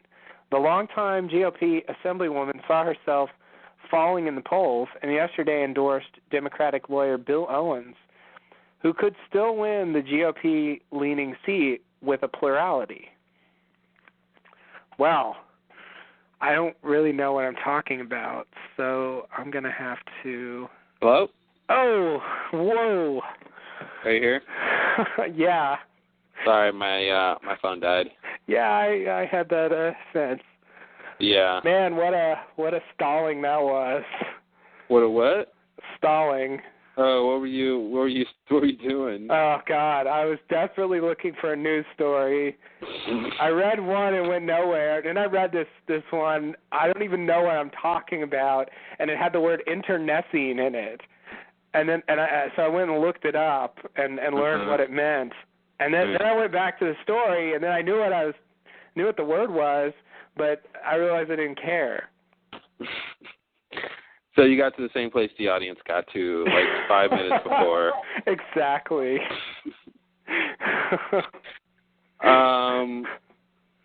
Well, I don't. What was it? I was talking about the VSG, but I don't know where I left off. Yeah. You were saying something about. Oh God. I was saying I think I would have liked to have seen these Cavill characters, this cavalcade of Cavill characters, during the show, and because I feel like the mysteries that are revealed they're not big deals. Like it's not the fact that Cavill is the one who is telling them to do this thing isn't the big deal. You know, the big deal is, can they do it? Will they do it? What happens if they don't do it? You know, so I feel like it would have been interesting to see, because we assumed that they were, you know, they all knew this big plan or something, and it just wasn't true. That's why I feel like I don't feel bad by being ruined by the mystery when it was a false mystery. You know, I guess to me, a lot of the narrative drive especially in the earlier parts of the show is the mystery, and I feel like that's a good thing to have the first time you watch it. Yeah. You know, for subsequent, once you realize that mystery isn't all that crucial, you know, once you've gone through it, then it's sort of safe to just like throw in stuff. But like, for example, we didn't know that Boomer was going to shoot Adama. And if we knew that in advance, I don't think that, you know, the scene was pretty, it kind of blew me away when she did it, having no idea that she was going to do that. If we knew before that she was going to do that, you know, it wouldn't have played the same. I don't think it would have had as much impact. For example. Yeah. I mean, it wouldn't necessarily play the same. But the fact that she, you know, seeing her wrestle with it, and not that even had to do it this way, but if they showed those scenes first, her wrestling with it, and, you know, and then she basically, you know, doesn't she tell him, like, she can't do it? But then she ends up doing it or something? I forget how those scenes played out. I thought she said she couldn't do it, but then she said she could do it. Is that what she said? I thought so. Yeah. I don't remember. No, I mean, I agree. I mean, stuff like that, you do lose the impact, but at the same time, like, you know, I think there's other things you get by not being invested in a false mystery and actually seeing. I think it's cool to see this Cavill character, you know, behind the scenes doing this stuff, actually when it matters, you know, actually when other things are going on, and we know that and we can see the force that is working against them. And, you know, not that they have to show us everything that was in this movie in the right order, you know, but just knowing that he was around doing stuff and seeing that the Cylons, what they were kind of doing, I think would have been cool even the first time, you know, because I think you know, the mystery that's there it turns out to be nothing. So you're left with nothing. It's just like, I'd rather be interesting character stuff there than a false mystery. Yeah. I think after the fact, you know, doing this doing this movie, after, 2.5 years after the events they're talking about, like, feels kind of, perfunctory. Like, at this point, it's almost like, who cares that Cavill was doing all that stuff? Yeah. Because that stuff became pretty irrelevant by season 3. Yeah, that's why I feel like if it was happening when it was going on, then it would have more impact and more weight. And then, at a certain point it's over and it's about the other stuff. Yeah. Yeah. Like, it seems like this should have aired between, like, instead of Razor or something, this should have aired, like, between seasons 2 and 3. Yeah. Was that one right? I don't know. Anyway, something like that. Yeah, whatever was in that period, this should have been there instead of that, because it would have been more relevant at the time. Because they just, they hardly addressed anything that really came to the big things at the end of the show. Yeah. I half agree with you. I just, the mystery. Lost is the same way. A lot of the mysteries that you get wrapped up in come to nothing, but getting involved in them is like part of the fun to me. Mm-hmm. And so I feel I don't want to let go. But you're let down. But aren't you let down when it comes to nothing? Yeah, but I still, I enjoy the part before I get let down. Before you get let down? All right. But if you're constantly let down. I'd rather have the letdown than sort of never get really invested in the mystery. Like, I do enjoy that, where, you speculate about what's going on and, why certain things are happening. And, like, I think that's, after you watch it, it's sort of safe to just be told, but I like that. I don't know. I mean, Battlestar Galactica is less about mystery than Lost, so it wouldn't be as bad as, if they showed us what the others were doing in season 1 or something. But but it's kind of like that to me. Yeah. Well, all right. I think that's a good BSG cast / Paranormal Activity cast. Yeah. Well, since you haven't seen it, and I'm talking about a particular version, it's kind of weird, but since I liked it, I felt the need to, brag about it. I guess. I don't know. I'm not really bragging about liking it, but I don't even think you're bragging. Look at what I like. Ha ha. I really shouldn't brag about liking something, but you shouldn't, but you do. Okay, fair enough. It's your way.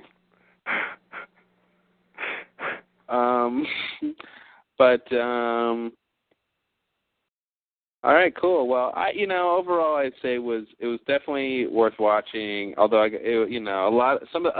of the things we didn't talk about real quick is the Simon storyline with his human wife and daughter and stuff, and some of that stuff I liked. But I got to say, like at the beginning, I'm like, who is this lady and why is she on my show?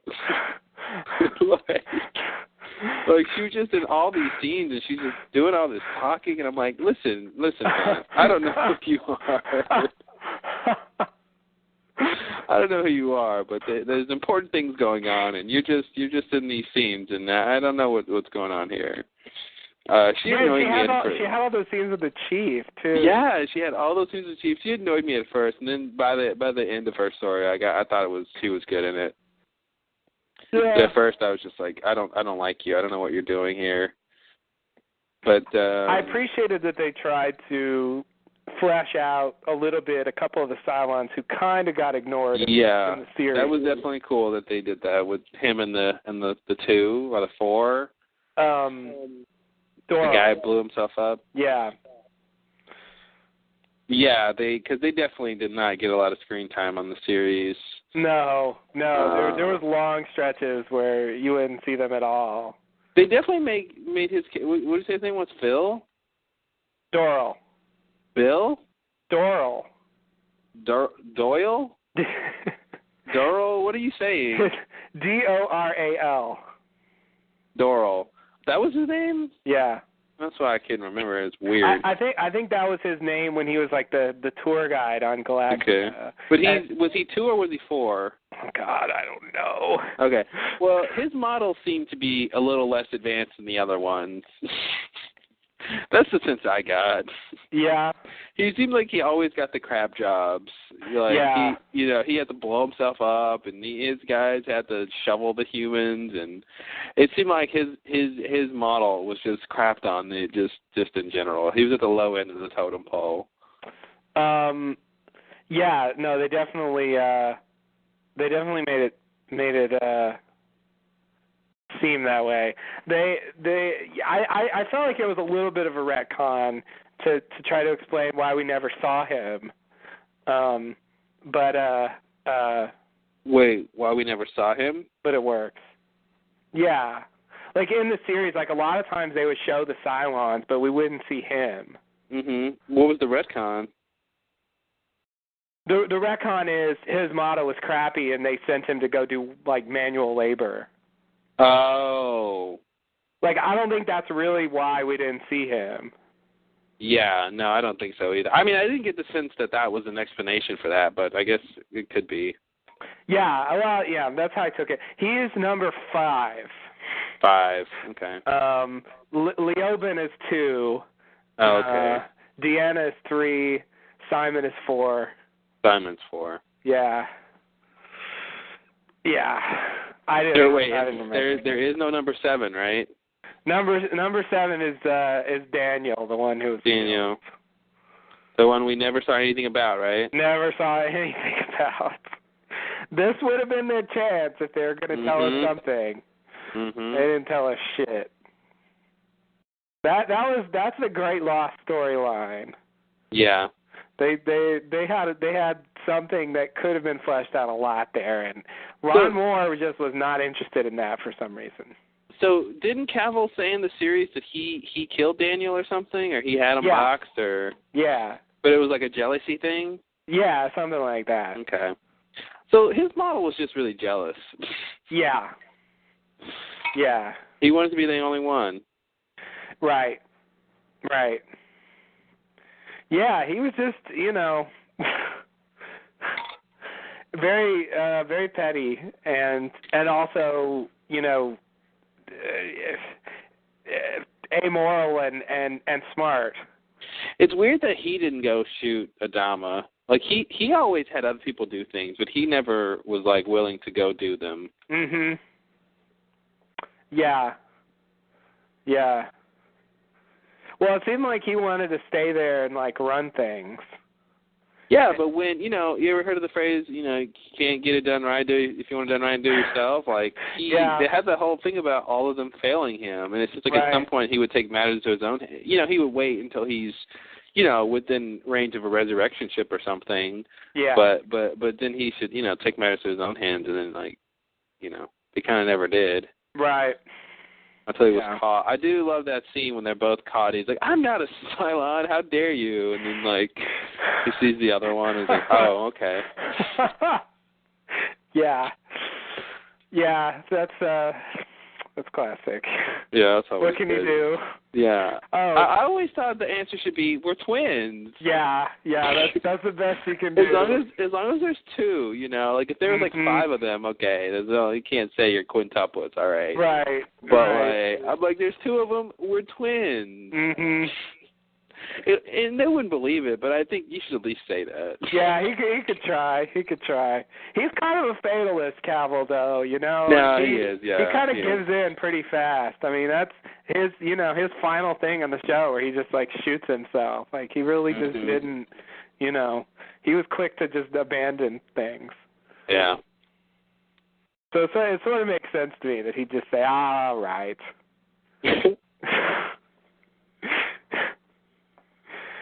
I give up. They tried to talk about Baltar's machine too, but they didn't really. I feel like they didn't really make a lot of headway there. No. She was like, "Yeah, I damaged it," but she's like, she didn't know if she did or not or something. She's like, "Didn't she say I did something to it?" Yeah. God, that feels like retcon stuff to me. Yeah, it's definitely retconning. Oh God, the machine. And also, one of them built a thing to monitor the signals, and they showed him like overhearing the transmissions from the Galactica to like the little ships that they fly around. I don't remember what they're called. The Raptors? Yeah. Is it Raptors? Which ships? No, there's the Raptors. there's the attack ships, and then there's like the recon ships they use. I was thinking the attack ones. The Vipers? Yeah, the Viper. I think that's what it was. I think that's what. They show that scene where I don't even remember who it was. It's been a while.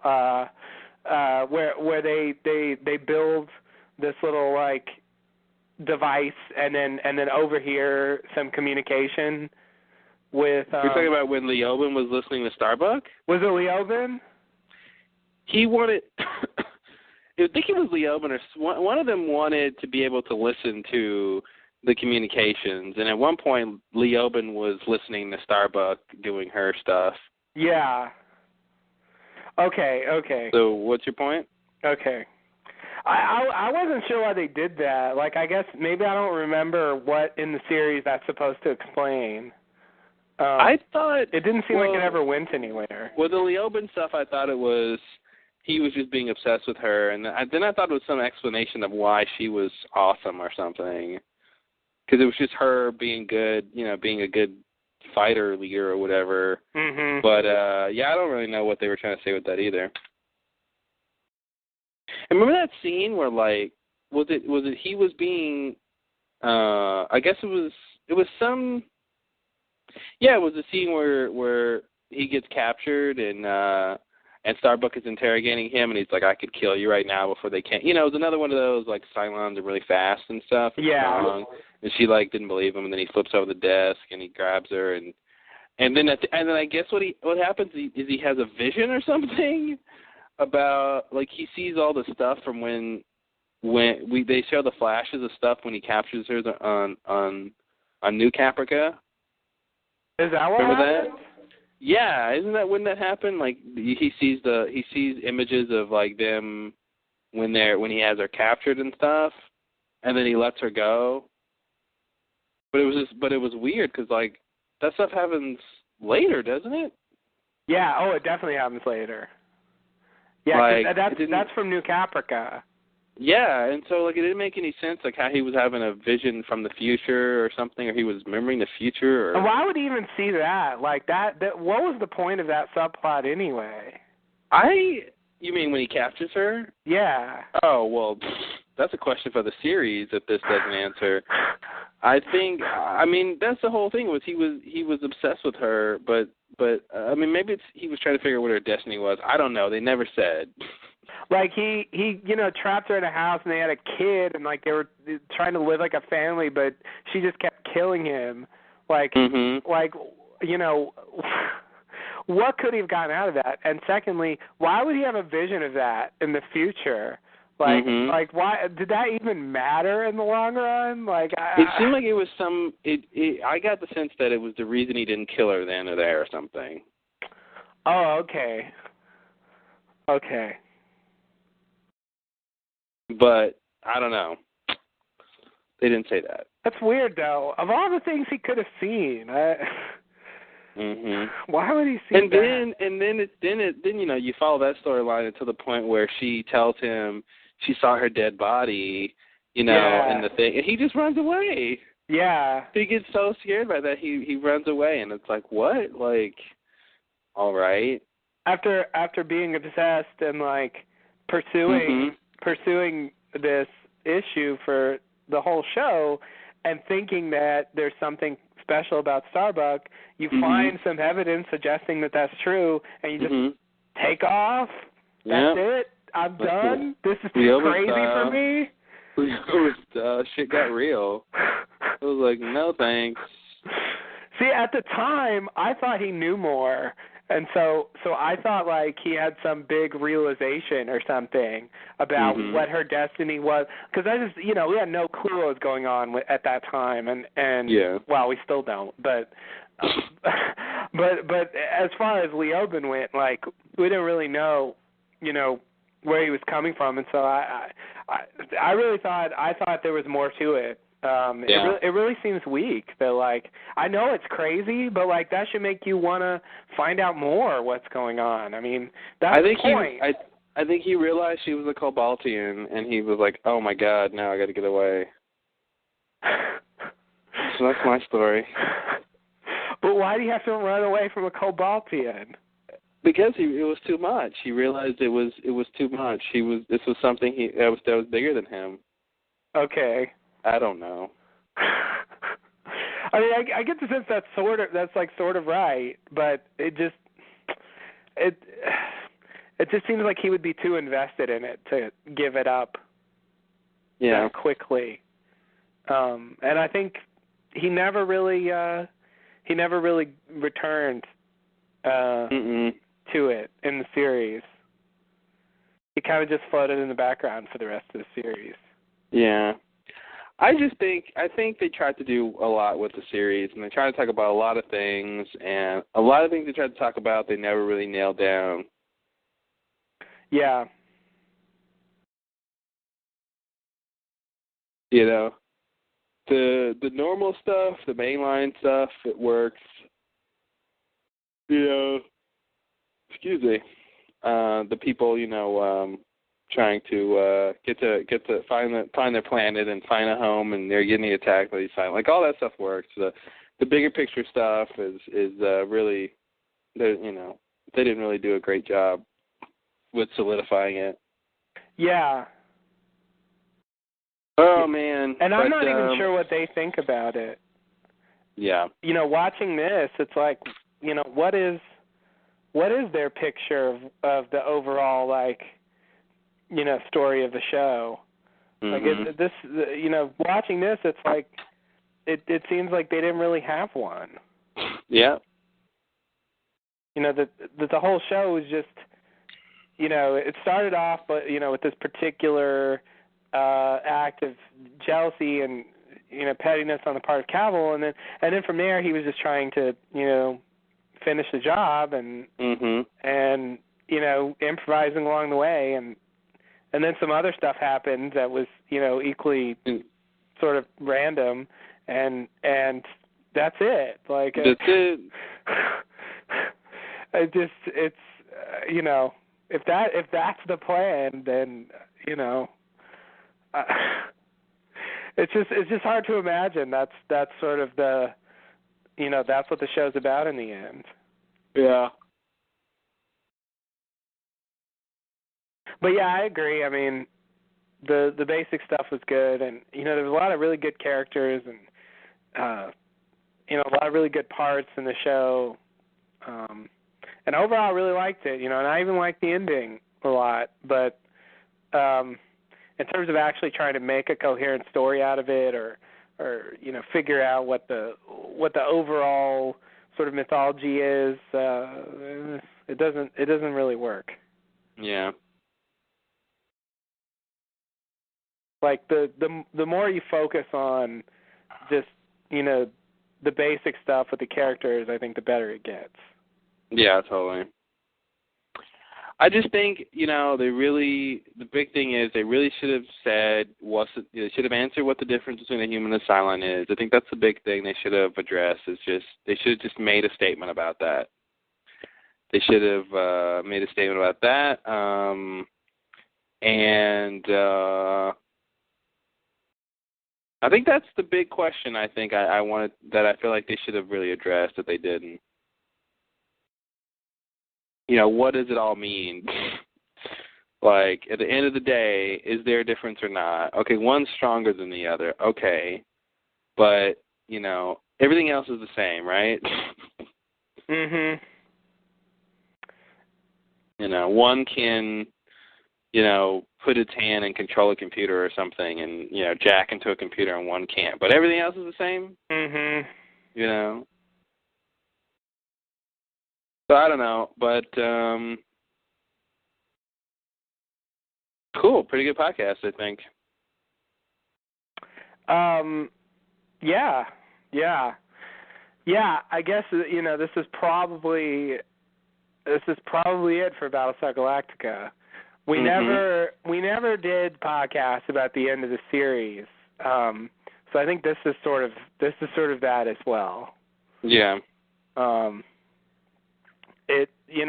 The end of the series had various issues, and I did like the final episode, but I think some of the choices they made leading up to the end were just kind of weird, and yeah, I don't really understand them, and I kind of blame the writer's strike. Yeah, I'll buy that. Overall, it was a very good show, and it had a lot of good parts, and like most shows aren't that good. Yeah. I can't be fully satisfied with it, but I don't know. I still recommend it. Yeah, it's definitely recommendable. Cool. All right. Any final words? Nah, that's it. All right, guys. Well, thanks for tuning in. We'll catch you next time. Bye.